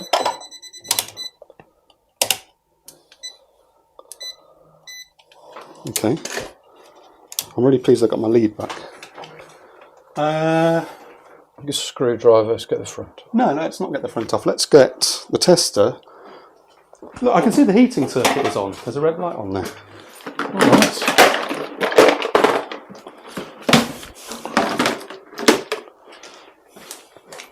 She's not going to believe that we haven't done anything.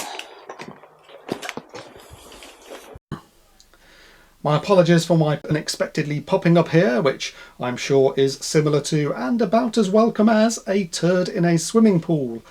Just to explain what we're seeing here for the uninitiated, she's been reporting no power to the property as a whole, yet the CU is energised and the heating is on.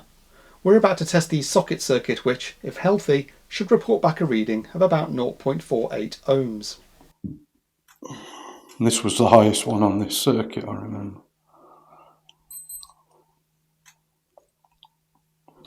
For fuck's sake.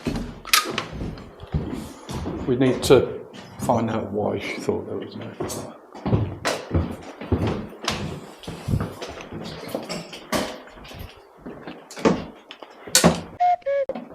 Everything's working. What's off? The sockets are working, the heating's working, there's nothing off. There's no power with the lights. Downstairs lights? Finally, the penny drops. All this has been about the downstairs lights not working. Well, of course they're not working. That was probably the circuit that suffered the most water damage. We're not going to get that back in action until after the fucking ceilings have been pulled down and replaced. She knows we never did any work on the downstairs lights, except to remove the soggy kitchen luminaire. The lights? Well, the lights were never connected. We only connected the upstairs Only lights. the upstairs were connected. Well, if you put the downstairs lights on, they don't work. That's because we only Because connected they're the not upstairs connected, lights. because they're still damp. Upstairs is dried because it dries downwards. But you didn't make that clear to me at the time. Because the lights don't work down here. No Yeah, we power said at that to all. you at the time. We're only enabling upstairs lights because these are still showing readings as being damp. You haven't even got a light in the kitchen. We had to take it down. You asked us to take it down, so we can't energise that circuit. No, but I'm surprised that you left the property knowing that downstairs didn't function.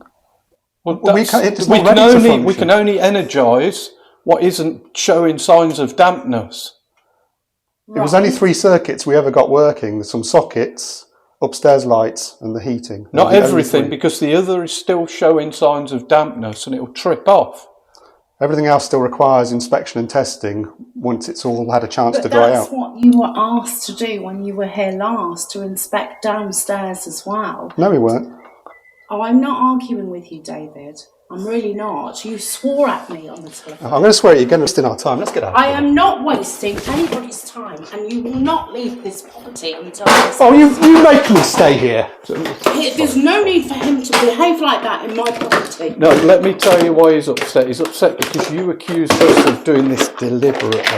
Respect, Nigel. No, there's no accuse respect. There is very much You're respect. not showing us respect. I'm trying to. He does not behave like that. This is my home that's ruined. Well, And that's not our fault, is it? Nobody said it was! Stop. You're as bad You as do them. not speak to me like I'll that! speak to however I want. You swore at me! Yeah, and I'll do it again in a minute. Well, go ahead! No, get out of my way. No! Get out of my way. No! Get your hands Don't off me. assault him. We've got it all on camera. Assault him. Will you put it on? Get out of my way. No! Get out. No! I will not! Stop. This is my house! Yes. My house! I'm not keeping us prisoner in it. Well, I'm not asking you to be a prisoner! I'm asking you to sort out the electric! No, you haven't paid us for what we already did. With respect! There is which no you respect. don't have any! You do that! I'll break it! She just busted the camera. Don't. You touch me and I will have you for it! How? I will ring the police! Please do. I never thought I'd meet someone like you, honestly. Look at this. This is a YouTube video. Please stop. Get off! Stop. Get off! Give me it back. Get off! I'm phoning the police. Get I'm off! phoning the police. Ring the police then! You are- Get off me! Give me that back. Get off me! She's ripped the radio mic receiver off the camera and is trying to snap the lead. I want to get it out of her hand so we can get the fuck out of there. She's going to shove part of it down her bra so I can't get to it. Unless maybe she hopes I will and she's after a cheap thrill. Give me that back. You get off me! No. Get I'm calling. Get off! Police. Down. Get off! You cannot hold us prisoner in your house. What are you? We are not You responsible. are suffocating me! We are not responsible for your electrics. Hi, can I have the police, please? Give me that back. Get off! Give me that back. Stop Get trying to off! bite me. Get off! Stop trying to bite me. I am not biting you! Give me that back. Get off! Let me Back. Give me that back. Get off! No. We're Give me that back. Lisa. Listen, get up!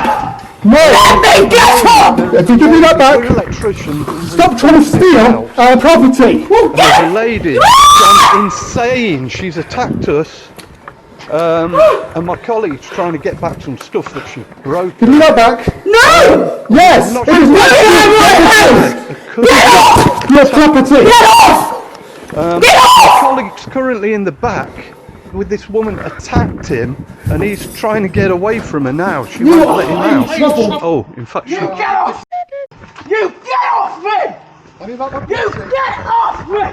She literally attacked him. She's screaming and shouting in his face.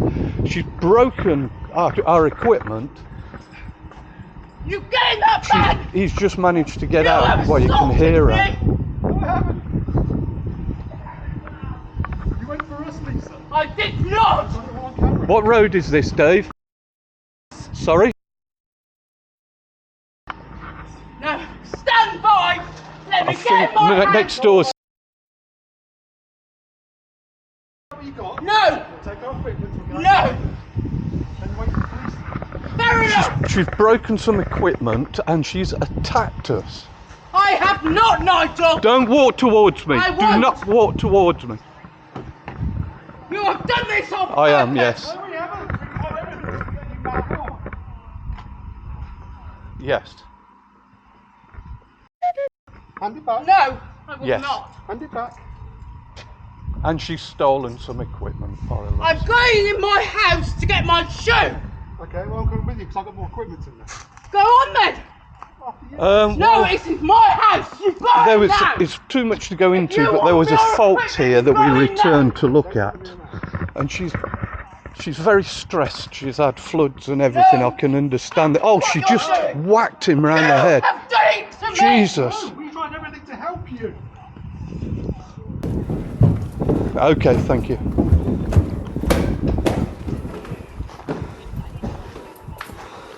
Hand me back that She got blue hit, bit. sorry. Stop. Leave me alone! Put him in. Leave me alone! Put him in. Couldn't hear. Leave me alone! Ripped a load of stuff off. I'm preventing her from going out back because she was gardening, and I don't want her arming herself with a fork. At this point, I notice blood around her fingernails, and I assume she's hurt her hand. But it's my blood, as I later realised she's striped my face and arms.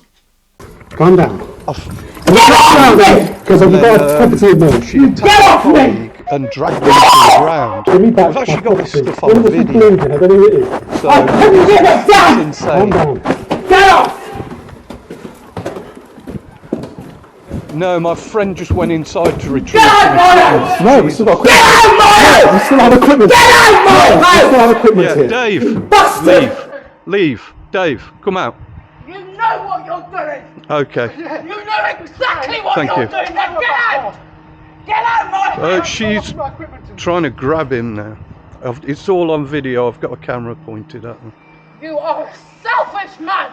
My name's Nigel Marsh. I'm an employee.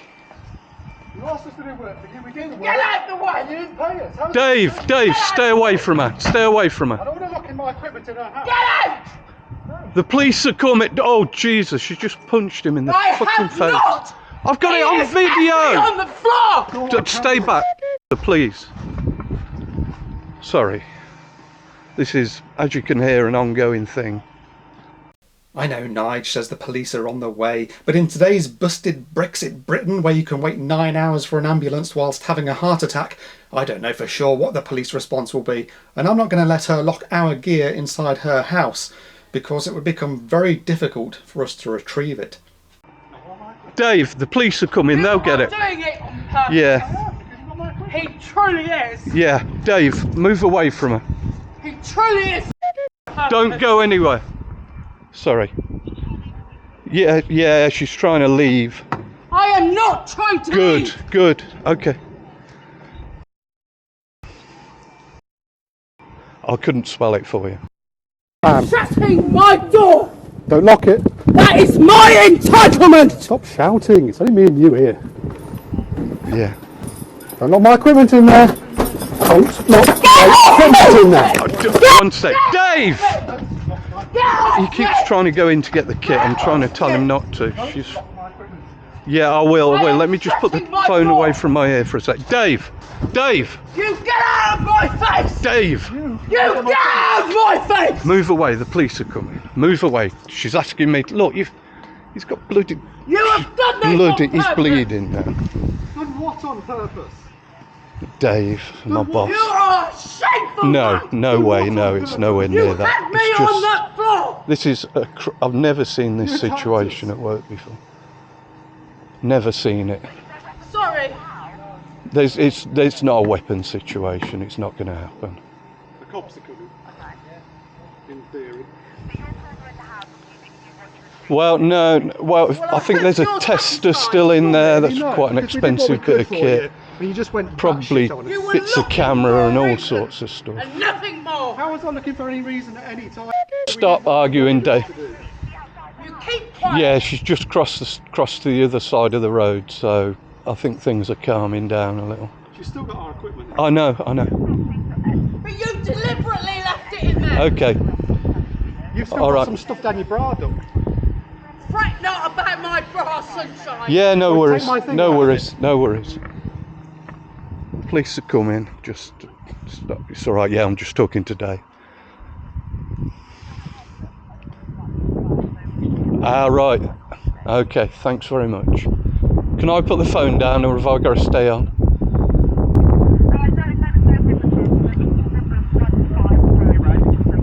Okay.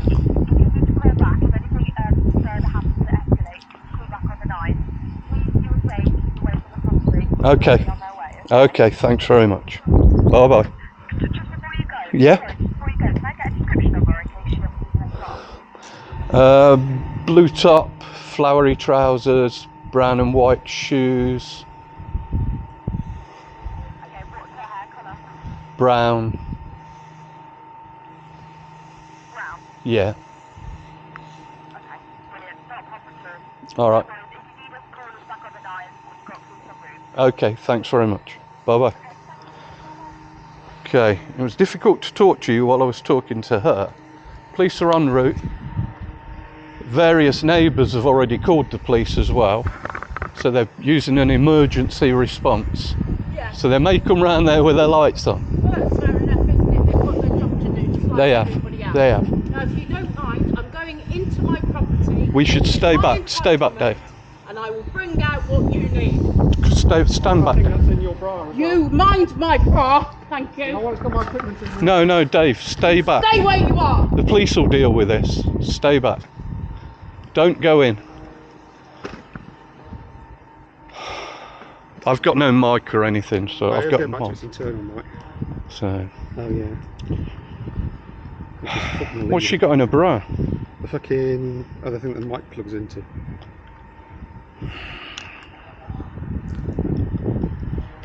This is insane. I wish we'd never come back, mate. I never expected this. It's bizarre, isn't it? It is bizarre.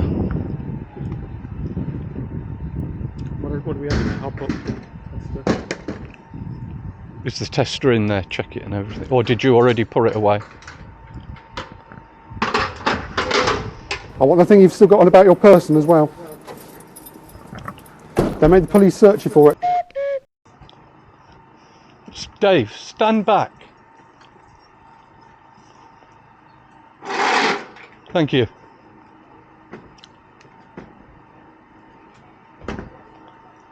And the door is now broken. Hold on, how did that get broken? I don't know how it got broken. Let's just wait.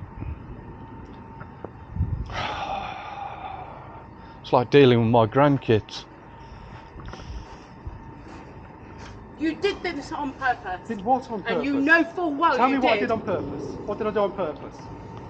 Keep saying it, but you won't say what. Because you said you were bringing camera equipment. You had done it on purpose. Done what on purpose? We bought this for legal liability. Here we go. They'll want to separate us and talk. Right, that's not needed anymore. Keep going, keep going. God, they're younger every time. Or am I just getting old? Right. Alright guys, these two have just been brawling. I'm sure you want to speak to the lady first. Who's been brawling with who? You'd like to get the lady's side of the story, we'll tell you ours. If you want to go get the story. Right. We did some electrical work here a while ago, just had some damage. And we've done our best to rectify it. still damage, so Um, I'll let you talk. Yeah, she called us back to say that the power was off. So come to have a look at it. There's been a lot of toing and froing because over the past month on email and SMS, where we've said it's not our fault the power's off. We did everything that we could do. So if something's happened in the meantime, then that's not our fault. But she's been very difficult with us. In the end, we said, look, just waive the invoice. We're not going to just forget the invoice, don't pay it. But we're not coming back. But she just will not leave me alone. Got a whole record of phone calls, text messages. The last one was a letter she wrote to me, which we received 2 days ago, didn't we, saying it's your responsibility to come back. So we come back today to have a look. There's no fault there. There's no fault. And she's blown up at us because absolutely insane. she's a bit, yeah. think she has mentioned it. We didn't just ascertain. So we said we were leaving, and then she just went for us. We came armed with cameras. Yeah. We knew she's been a bit angry. We weren't expecting her to actually go for us, were we? Actually, yeah, physically, it's all on. Yeah, Physically came for us. went for. She's still got a bit of our Well, camera you can equipment. see. Has she just made threats, or is she actually? No, Oh she's no, actually you can see it's bloody. actually hit us. It's actually. She, first of all, she went to the camera. We said if we come back to site, we're coming back with cameras because you've accused us of all sorts of stuff. We want to make sure we've got video evidence of what's said and what's done. Yeah. And when we came here and found there was no fault, certainly no fault of our making. Yeah, this no wasn't fault one of found. those things where we had the camera in effect. It was Yeah. just literally like this, just holding it, and he's got one. Yeah, It wasn't. We're not making a show of it. It's not. And yeah, so she lashed out, smashed the camera. She's got a bit of the camera equipment stuck down her bra, which she won't give back. And then just she went absolutely. She attacked this, went backwards, and then she came after Dave. She was screaming, and I was on the phone to your core handler. And I had to come outside, but it ended up where she dragged Dave onto the floor, and they were down there brawling. Dave managed to grab some of the camera gear. She was trying to go back, from the camera equipment, and she grabbed me nuts at one stage as well. Yes, well, who wouldn't want it? So so if I look at the side of your, can I take some photos of that? Yeah, Is that sure. right? They actually cut those. Yeah. Yeah, you're bleeding. You got a cut there. You got some blood. I don't know if Is that's that off from your face? I don't know. It's I like don't think there's a scratch. Okay. And has this all happened inside, or has it happened outside? inside and then outside, out the front here. All right. What's going on? Right. But yeah, I mean, she's Just absolutely mad. gone ballistic. It's Have you got any? no. I think it's from stayed somewhere away. else. I'm the sensible. I stepped back. How quick could we get that footage? I've got my laptop on the van. I presume that I can plug it in and we can see. Yeah. Give us a few minutes. Yeah, of course. We've got that camera as I'll well. get that stuff back in the van because it's raining on. Whilst you're doing that, I don't know, mate. Check it. whilst you're doing that, would you want to make a formal statement, complain about what's happened? See, how would you like us to deal with it? At the moment, We can arrest her and obviously deal with it like that. we just want to make sure we get all our kit back and get out of it. We've already waived the invoice. We did that a month ago. So look, you're not happy with our work, so don't pay us. And it's only because she demanded that we come back because she perceived there was still. What have I done with my keys?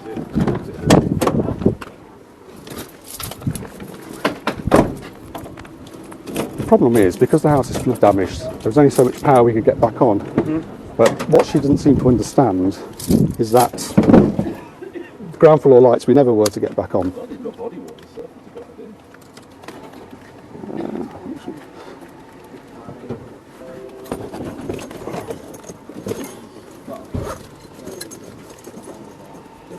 Yeah, it's just a little microphone adapter, but it's like 40 quid.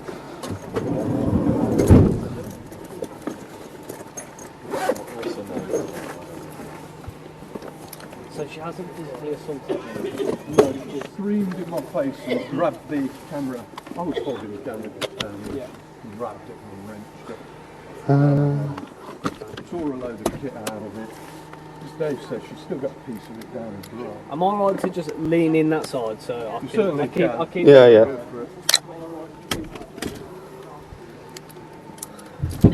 Just sit down if you can. Yeah, I'll save your van getting wet. For the sake of brevity, I'm going to wind through us narrating the tale to Warwickshire's finest. You've all seen where we are, and I have the raw footage should any implications crop up legally. Needless to say, her side of the story is that we've wronged her and attacked her in her own home, but we have video we can play back.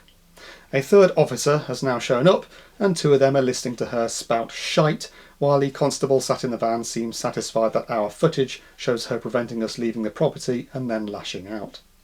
Nige has had no physical contact with her at all, and my contact has been to hold her at bay, prevent her from obtaining a weapon, prevent further confiscation of my property, or to try and release my gear from her grasp.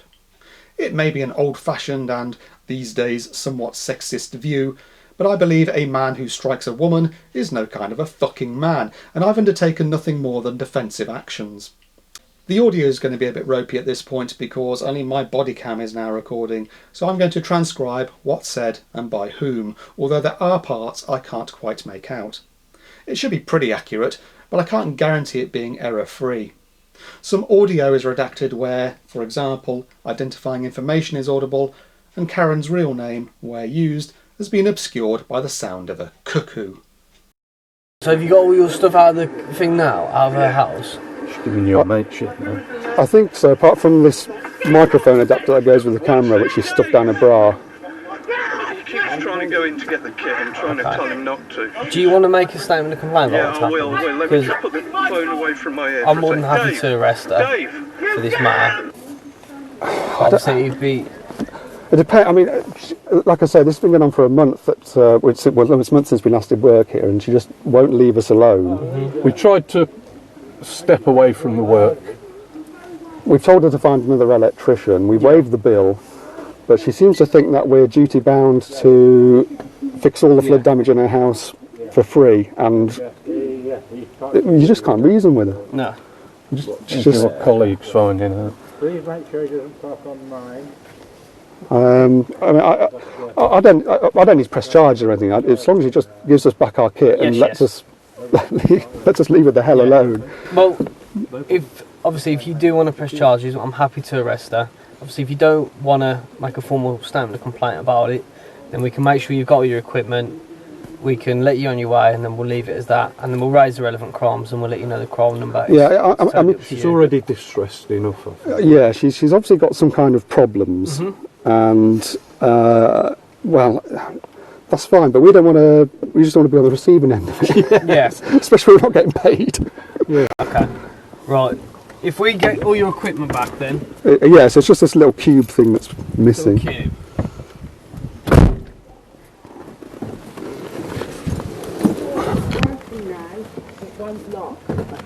It wasn't like that before.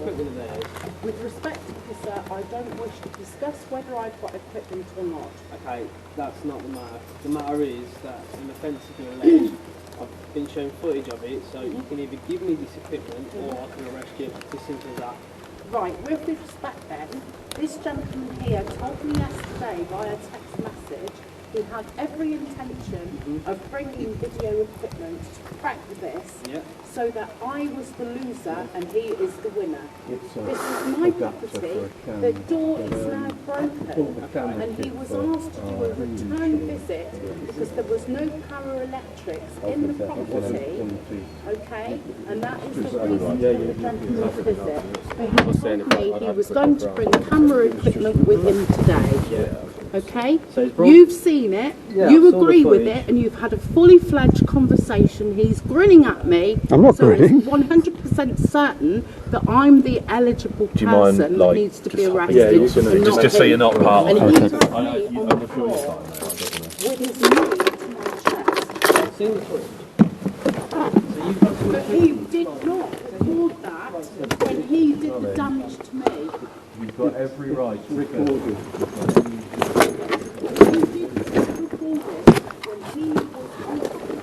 No, the recording was all the way out here. I'm going to stop. It kept recording until I got off the phone with you. I've got continuous recording still going on right now. It's still recording. This stage you've got some equipment which are found stuff around the bar. I can clearly see there's some lights there. They're my keys, officer. Okay, can you get them up through that? I've got keys in my hand and my car keys. I have no pockets. And I'm not doing this on the street. We've offered to go inside the property multiple times. The fact of the matter is, like my colleague said, something's been alleged. But I'm alleging I noticed. that he assaulted me in my property. And absolutely, we can deal with that as well. But Yes, I they think have. you need to. We're not going Rather anywhere. than We'll actually wait. accusing me of being I'm going to sit in the van. and insisting that I'm arrested in my own property when I'm on the We floor. haven't arrested you. We're giving you the options now. Two options are this kind of It's very easy to say I'm not. You're going to send them the footage if they need it. I don't know, I've got it all there, haven't I take it you've still got footage on that. You can't. I? Hopefully that's still recording. Well, we'll facilitate the moving up there. Because he's got recorded information on his equipment.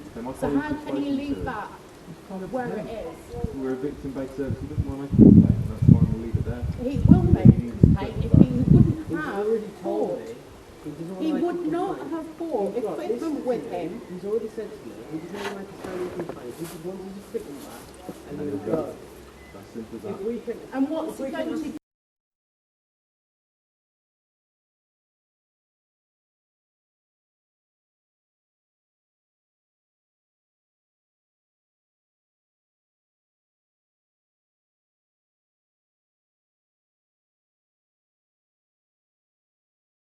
Respect officer, if I had recording and what had taken place transpired with 3 officers in front of me, I would not ignore it. So we're recording now as well. Yes, I Everything know is being you are. recorded. I know you are. I'm perfectly aware of that. Okay. I'm the only one who hasn't got any equipment to record. But the incident has But been he told recorded by me he was him. bringing himself here today with that equipment. I can send you the recordings if you want them. So you were aware of that. So anything that's happened here, you were aware that he was going to be recording it. But with I don't see respect, how that's a officer, problem. Fucking hell. his accomplice switched off the recording. Accomplice? when he He attacked said me. he didn't. He's seen the entire thing of He's it. laughing at me. I'm not laughing. I think he's literally flabbergasted with it. He's not laughing at you. He's just surprised. My colleague has seen all of it, and it's still recording now. Is that right? This is That still one recording. is this recorded all the way. Still now. I bet it is as well. Okay, but you've just said it isn't, and that he stopped it. He told you now that he hasn't stopped it. I'm not being contrary, officer. I know he's recording, and the 3 of Okay. you probably So the are. definition of I'm being the only one contrary who is- hasn't got any recording facility. Okay, but it's going to show the same thing if you recorded just the same as him, isn't it? The final point we're trying to get across to you is that the police matter ends here. All you need to do is give back what he says. Right, with respect, officer, I will not undress myself We're not in the expecting you to. street. We're not expecting you to. Pop into your address. There's not one female officer here. Yep. With respect, we're not going to search you. We are asking that you pop into your private address, and then we will let you take it out. We will not look, and it will be done there. We're not No, expecting you to do officer, anything I refuse appropriate. to do what you're requesting. Do you understand that you will get arrested if you With don't do that? respect, officer, you have sat and watched a film that the man has recorded. Yes. I have no recording equipment. It's He not- it's not came with relevant. that intention It's not relevant. to have that recorded. It is they're getting a relevant taste. because he was determined to have an argumentation with me. Okay, but that And to entire monitor argument the is recorded, isn't recording it? of it. The 3 of you are now recording my argumentation about him sat in the van. well, can you listen to me for a second? As my colleague has said, you will not look. If you don't have your sight now, then you'll arrest you. It's simple as that. Well, you'll have to arrest me. And he can go. ABA. He can now go then. He can now go then, can he? So he's attacked me in my own home, and he is now going away to do his next job. He has been in this situation before, and you are now We haven't. arresting me. Where does she get it from? This is a This is definitely a first. Well, I hope you're really sincerely happy. Not really. All he had to do was hand back that bit of kit. So where do I have to go now? You go to Nuneaton now. I'm not going to Nuneaton. I don't even live there. I don't even live there. Give you plenty of opportunity. I am not having you take me to Nuneaton when I do not live there. As I said, it's not your choice, is it? Right, no, put the choice. I am not having you put me in. Oh, here we go. You are not doing this to me. Please do not do this to me. Do not do this to me. Wow. I haven't. I have not. Do you understand? Done a thing. Calm yourself down. Get off. Don't swear. Get off. Leave me alone. Leave me alone. If I stop shouting, please let him go. Tell him to let me go. Please, I have not. You've had your I have opportunity. not. I have not. I have not. Oh, this is painful. I have not. This is really wrong. This is really wrong. Please let go.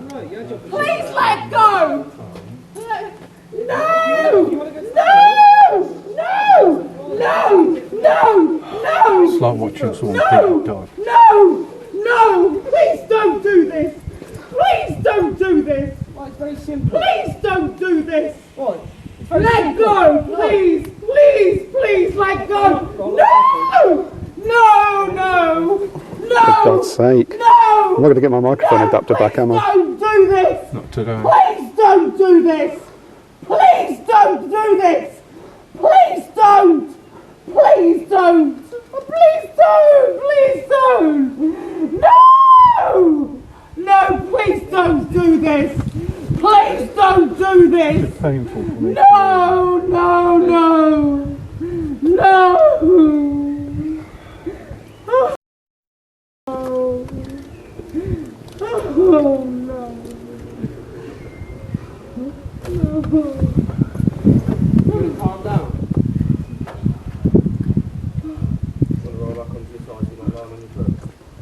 Please don't do this. Please Please don't keep pushing me around. Stay there then. Please do not keep pushing me around. It's just a microphone. It's just a little microphone Is adapter. there anything else? Not as far That's as I know. inside. No, I don't think so. I think we've got all our stuff out. Why I can't adhere to this. If we do a quick walkthrough just to make sure. It was only the garage we were in today.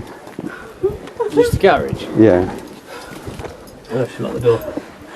No, Get the keys off her. please don't do this. Please Can you just let let go go. No, no, that's my house. Is it possible to have a offer the chance to There really is. slip in? Please don't do this. This is painful. You know? Please don't do this. Please don't do this. No, no, no, no, God. no, no. Please don't do this. Please stop it, David. Please, Please all you can stop do, it. please just give back. No, this is really wrong. Just give back Get the thing off. you've got. No, no, then no, no. It doesn't have to go any further, surely. Please don't do this. Go those keys Please, now. please, please. Please, I really mean it. I can't adhere to this. Oh, no. I can't adhere to this. Please, please. Stop shouting. All right. You've got to let All go. right. Calm down. All right. No, please don't make him take them. Please, please. Let go. Oh, God. No. No. Right, just No. there. No. I'm afraid not. This is wrong. This is really wrong. Look, we're just making sure there's nothing left on site, that's all. Don't do this. If you humiliated me enough, No, all you had to do was hand back the I thing. know that you have to follow procedure, but there is proof. It'll just be the garage. There's nothing else. Yeah, around this way. You just can't reason with her. It's madness. I've never known anything like it. No, it's all clear. Got everything? Yeah. It's just that little microphone which is down the bra, yeah? It's just a little microphone adapter thing, yeah. Like I say, if she hands it back, I'm quite happy to just walk away. I just wanted to leave me alone at this point. Absolutely not. Please, Nothing in there. please don't do Darling, the this. way you're acting with us, we I can't want my just door allow you- locked. Yeah. I want my door locked. Stop I'm shouting at standing me. here, you don't need to shout, it's Stop locked. shouting. We understand. It is not locked. Stop not? shouting. It at is us. not locked, sir. I know that it's not Sir, I will locked. go check that it's locked. It's definitely locked. Please let me have my keys. You can have it back Keys in a will be minute, going yeah. with you. They're not going to be in your hand, but they'll be going with you. Right. Please let me have my keys, officer, keys and are I going will with do you. what Right, you the keys- request to the keys are do. here, you can have them back, that's no problem. We need that microphone bit. But with respect, officer, I want you to release me and I will behave myself. You've I had am the not going opportunity. through any more You've humiliation. had the opportunity. You've had hundreds of opportunities, mate. We are trying to be as fair as we can with you. We just need that bit. If you give that bit back, it's done. The police can go away. But they won't, Right, will listen they, to me. Nigel? telling you that we will. Honestly, that's all this is about. But then we did this. With respect, officer, I feel better. Put my keys on the floor and then I know that you will back. There you go. You've already arrested me and David is obliged to leave. Can you give Yeah, that little please, piece can I back? ask These police someone to officers release can the go about cuffs? their job. You want me to lose them? Yes, it was, yeah, it's Not until really we've- horrible. Not until we've had that bit. Let me just see how. Make sure it's fine. They are loose, they're not. Yeah. Right. This is yeah, really so- disgraceful. Standing there, Look, will you listen within, to me? I am For once, listening okay, to so you. Stop talking, stop shouting, and just speak to me for a second, okay? So It's not broken or anything. fairly do you? obvious Goodness knows. you have some of this guy's equipment. Will you admit that to me, please? With respect, I officer, don't I need don't your want to respect. do it on the street, Yeah. but you've already Okay. done it anyway. No. So I've offered to you 100 times to take you inside somewhere private, and we will leave you alone to do it. It's genuinely not a problem. Now, we still have that option, despite how you've been acting this entire time. I've been acting, Yes. but you've turned a blind eye to the gentleman We're who's not. doing the We're not. business. We're not. We're not. And when he had me on the floor and his colleague did not record me. My colleague has seen the entire footage. He's recorded the entire But you incident. are obviously determined and self-determined to ensure that that is carried through. If he's taking to the floor and put his knee on his chest, he's going to be acting in self-defence if you've assaulted him. Which is what he's alleging, which But is you're what the footage shows. backing and supporting the gentleman in Yep, favour of because me. his footage That's shows fair that you enough, have then I'll assaulted keep him. quiet.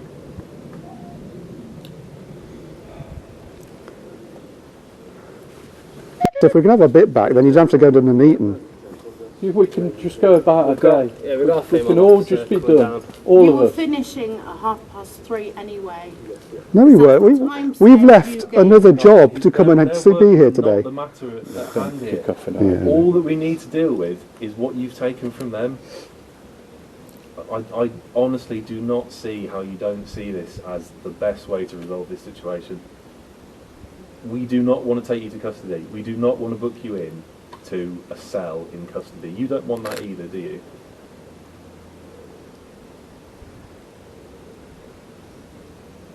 No, I'm guessing not. Are they coming over, are they?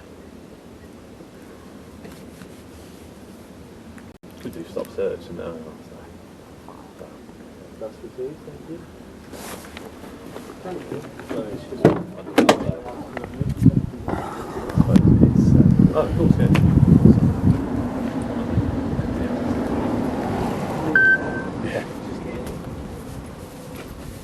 With respect, officer, Yep, go on. I appreciate that you are liaising together, which Right I in front of understand you. you're doing your job. So we're getting a Could female you officer please down. release the cuffs? My Because- colleague has checked that they're not too tight. They're not too tight. But They're on with for a respect- reason, aren't they? Yes, they are, because Okay. you've read me my rights. So we arrested But you, and we you sat swung for me, in- and you swung for my colleague. I did not swing it for either Okay, you of did. you. So we're not going to debate that now. Well, I don't stand a chance against you, do I? Well, because everything's recorded. It's what's landed you in trouble in the first place, isn't it? We're still trying to be as fair as we possibly can, over the top fair, in my opinion. Will you work with us? Can we take you into your house? I gladly go into the house, but I can't do anything because you've We can have you, mate, that's cuffed me. fine. But yeah, but obviously for a reason. There's a lot of things we can do with that. We can bring them around to the front, But and that makes it a lot with easier for you respect, to do officer, anything. you've all collaborated between the 5 of you that is the action that has to Okay, be so taken. we've been, they're not involved in our decision making for the arrest at all. No, I can understand that's that, solely but they're our power that onlookers, we've used. and so are the people that are in this close at Okay, this I've moment offered in you time. 100 times to go inside your house. Every single time you stepped in and stepped out, But you were the with one being with difficult a about that, not police me. car, and obviously a van that is Yep, obviously someone's under. called the police, Yeah, so that's why we're here. yes. So there was little point going inside or staying outside.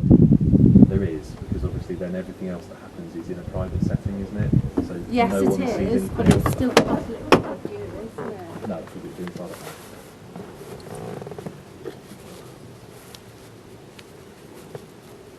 It's really shocking that it had to happen near to Easter, because it will be. No, it didn't. I'll grant you that, but it has. At least we can agree on something, yeah? But it has, and people are very self-determined about that action. Okay. Yeah, what we're doing then, mate, is we're getting a female officer down, because obviously that would be more appropriate. At that point, we will look to get this bit out, and that's what we'll probably be leaving it there. Yes, but the matter won't rest because you already know my name and address. What has transpired, so it actually goes against me anyway, doesn't it, officer? No, it doesn't. Because you said I had to come with me to Nuneaton, and I don't live there. Do you understand the police process that Not you're all of currently... it, sir, no, I'm Okay. glad I don't. Do you want me to explain? No, I don't think it's appropriate at this time to explain. You've carried out your actions and I have to be quiet and adhere You to don't have to it. be quiet. I'm happy to talk to you. In fact, I'm still talking to you, aren't I? So you don't have to be quiet at all. It's in my best interest to do so then. Why? Can you understand how we're trying to give you the best option for all the different scenarios?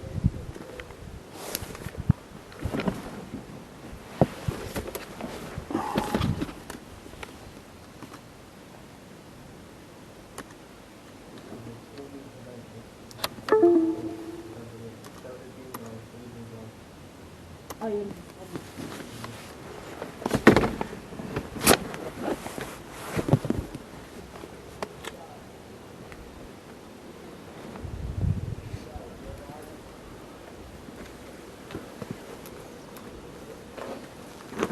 They are the same connected anymore. No. I think it's turned off. Can we have a chat? Yeah, sure. So, it's just been going on. What is the actual dispute over? Okay, let's finish from the start. We're not interested, but what, No. what is it? I'm forwarding again here because it's just us recanting the tale once more. I get the impression this officer doesn't really care, but he's taken Nigel and I behind the van in the hope that Karen will relent if we're out of sight. Female officers have been called and they soon show up. She is under arrest. Yeah. These guys don't want to make a mistake. She has assaulted them back. She's currently under arrest for overreaction. Okay. So we don't want to take her to custody. She has got quite clearly one of these guys. What is it? It's just a little microphone adapter. It's a daft little thing, but it's 40 quid. Small, is it? Expensive adapter. It's in a bra. There's something clearly there. Okay. We need to get it out. Well, I assume it's still there. She shoved it down, obviously, when she went for us. Somewhere. Yeah. I think Can you feel it? we can see it. It's in right. It's like that lump thing. Oh, that's that looking lumpy at- thing. Yeah, it's obvious, isn't it? She's not admitting she's got anything. It might not. It might have. She might have lost it by now, or chucked it somewhere else. I don't know. I don't know. Yeah. So what we're thinking is 32. Search, get it off her, done. The arrest, job done. But she's very argumentative and doesn't really get it. It's not going particularly well. Obviously, we offered her a million times to just get it out and leave her to it. But it was no good. We offered to go inside, have some privacy. No good. Going to do it here. So that's where we are. She's been arrested then? She has currently. She's not very reasonable. But these guys on board, they just want their this. Yeah, we just want that and we're off. So they've got it all on. Not interested in on pressing charges, nothing. Okay. We'll just see if You can chat with her. maybe females might help and she'll just hand it over. There's a good chance to have a go, yeah. With obviously, she got the keys to her house, very, very happy to go in there, but she doesn't want to at the moment. Yeah, just try and convince us, I guess. Anyway. Yes. We ended. I don't know how, as I was standing behind the van, but they managed to retrieve our hostage widget. At that point, we're asked to leave, which we're more than happy to do. I don't know what happened after that. Presumably she was de-arrested and allowed to return back indoors after a few words from the 5 police officers now standing around her. Easily the most bizarre client and situation we've ever found ourselves in. And the ridiculous thing here is that if she had simply spoken with me instead of shouting at me on that phone call a month prior, I could perhaps have ascertained that the issue she was reporting was simply the lights being off. A circuit we'd not even been appointed to get working. You couldn't make up how crackers this has all been. I've got no idea how she's ever going to get her house back in order unless she has a friend or relative she trusts who can manage the various trades she needs to pull together. I thought I was doing her a favour by not pressing charges, but doing so may have got her some help. Certainly Tim on Twitter made a good point by saying, how would you feel if there was a repeat incident and it ended very badly? Or it could be that you're the 5th tradesperson to get this treatment. The people I work with have a zero tolerance policy for this exact reason. Fair enough. It does worry me that there is some other unsuspecting spark out there about to be called into this job to pick it up from where we left off. They'll have no idea of what they're walking into, and it doesn't matter how clear their verbal and written communications are with this woman, as none of it sinks in. It's easy to look at this after the fact, and I'm sure there'll be those in the comments boasting of how they would have handled it better, but until you're in an oddball situation, you don't really know how it's going to play out and what your reactions will be along the way. For my efforts, I collected a few scratches and a crime number. Karen, I'm sure, is still out there feeling wronged. She's probably also crazy enough to be back on the phone next week asking when I'm going to be back to get the sodding lights on. Hopefully not. I don't want a part 2 to this video. Fuck me, I need a coffee or something stronger. Wowzers. Wowzers. Wow. Wow. Didn't see any of that coming, did we? No, we didn't. Yeah, that was that was our Thursday afternoon. Today is Tuesday morning. We've had the Easter weekend in between, so it's been a bank holiday Friday and Monday. No further contact in that time, and I would hope that there wouldn't be. Yeah, it's like we never hear from them again. Well, indeed. I mean, I've spent a large part of the weekend going through the footage of that and annotating it and ascribing where I can the comments of who said what and when. Obviously the audio wasn't great, and you know what, you go through it again, and it's especially when you're going through it second by second like that, as one has to in order to get all that information together. It's a hard watch, and you can't help but feel sympathy for her when she's absolutely on the ground and sort of whimpering away, and especially the points where, I mean, you don't realise it so much at the time perhaps, but when you look back on it and the officers get the keys from her to get us back into the house so that we can just check there's nothing there, you can see that she feels violated by that. She's crying that that's her home, and it's again, you look at that and you just think, fucking hell. I think I said at the time it felt like someone kicking a puppy. I felt really bad about the whole situation there. Yeah, it was uncomfortable, and I think making this video is controversial. Again, it's a vlog of our day, and unusual as it is. This is an unusual one. We've never had this. You have to put that video together with the wider story of what's gone on between us all. Yeah, so if you skip to the exciting bit at the end, yeah, then you're missing kind of what the story. Yeah, the background is, and you know, again, yeah, I don't know. I don't like to walk off the job, but she's impossible. She's just impossible. Yes. You think you've made some sort of compromised peace in order to satisfy our own curiosity and find out what was wrong, which in the end, there was nothing wrong. She thought we were there originally to get everything turned on, even though it couldn't all be turned on. That was explained at the time. But where did she ever get that from? This is what was so frustrating on the day, her claiming that she knew. We talked to her at length about the next steps and what we were going to do. She knew that her ceilings were coming down to be replaced. I don't know. I don't get it. She knew that we'd taken the kitchen light down. She'd asked us to do it. There was a wire hanging from the ceiling. It's not a circuit it's not going to pass inspection and testing. No. This is all discussed. Maybe not in writing, of course, because we didn't realise we had to protect ourselves by putting everything in writing at that stage.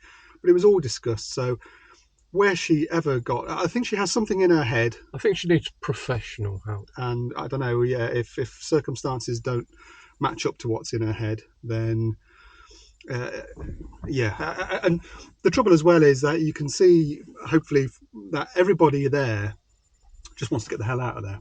But she's very petulant and stubborn and simply listens to nobody. I don't know how those female officers got the dongle off her in the end. I presume that the cop who took us behind the van probably did so to get us out of her eyesight. Oh yeah, absolutely. Yeah, absolutely. And I think that's probably what did. And you know, had we realised that was perhaps the problem, the fact that she could see us and was still infuriated by us, perhaps we should have just sort of taken ourselves out of the picture or something. Well, we did kind of back off, didn't we? But again, you know, you're there in the situation and you're just thinking, surely she's going to listen to reason if it's just sort of explained to her. And I don't know.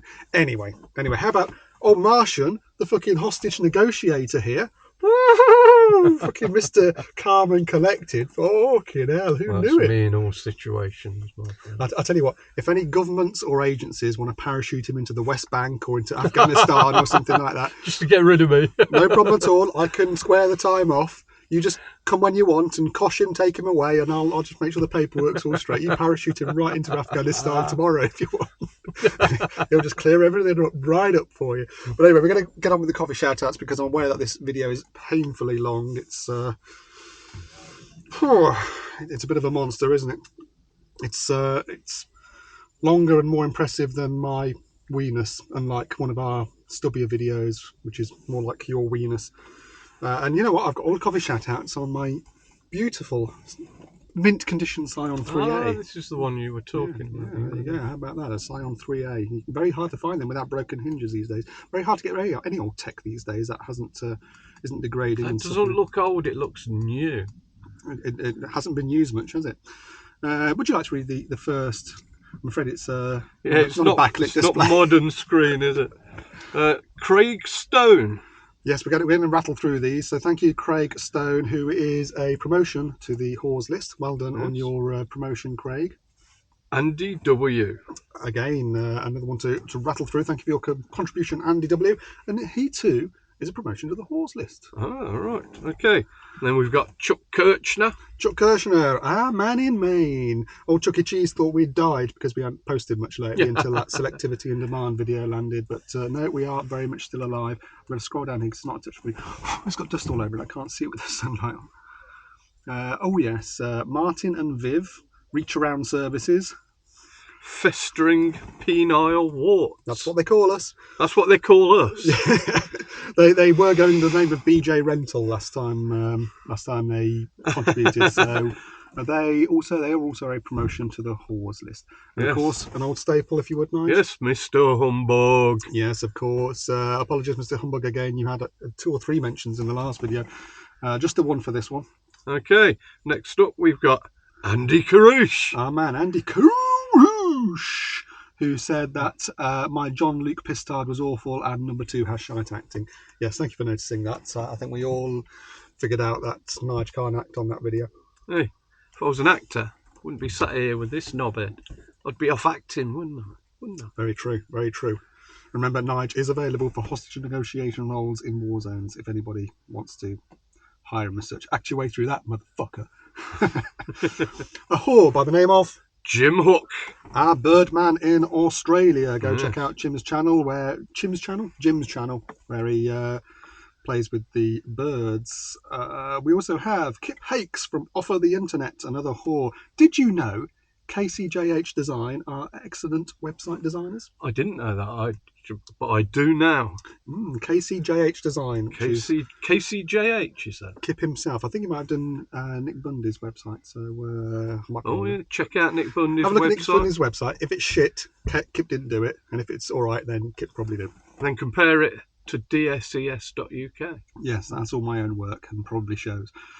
We have Paul Smur. Paul Smur. Paul Smur. The whore that is Paul Smur. Smur. Nothing to say. Just Smur. Smur. And another one we nothing to say is Carl Robson, who also is a whore. Thank you for your contribution, Carl Robson. Just wanted to thank Nigel and his sidekick. Well, thank you very much. Says Virgin Chris. So yes, Virgin Chris. Thank Nigel and his sidekick. Thank you, Virgin Chris. We have another Virgin, CFM Electrical. CFM. Where are they? Don't know. All right. I probably should have looked that up. CFM Electrical. On our fucking turf. If they are, then we've got this address you can go to where she needs her lights putting back on. Yeah. It does worry me that someone is going to end up fucking back there. In the same situation. They're going to know what they're walking into. Okay. One final one on the coffee shout-out front for the Buy Me a Coffee platform is a whore by the name of Nerdy Chemist 1, of course. Our man behind the One Strike Filler solution. The filler of choice. What does that mean at the beginning? He sent this in relation to this video, which obviously he hasn't seen yet. Because I put it on Twitter. He says, please put this towards boxing lessons for the next angry customer fight. Right. Yes, I did say on Twitter that we'd had some shenanigans with this client. And obviously now we have the video. We actually got a few super wanks to read out as well. Here we go, I'm at the bottom. Anonymous Mark Eastwood, who is an orange super wanker of all things.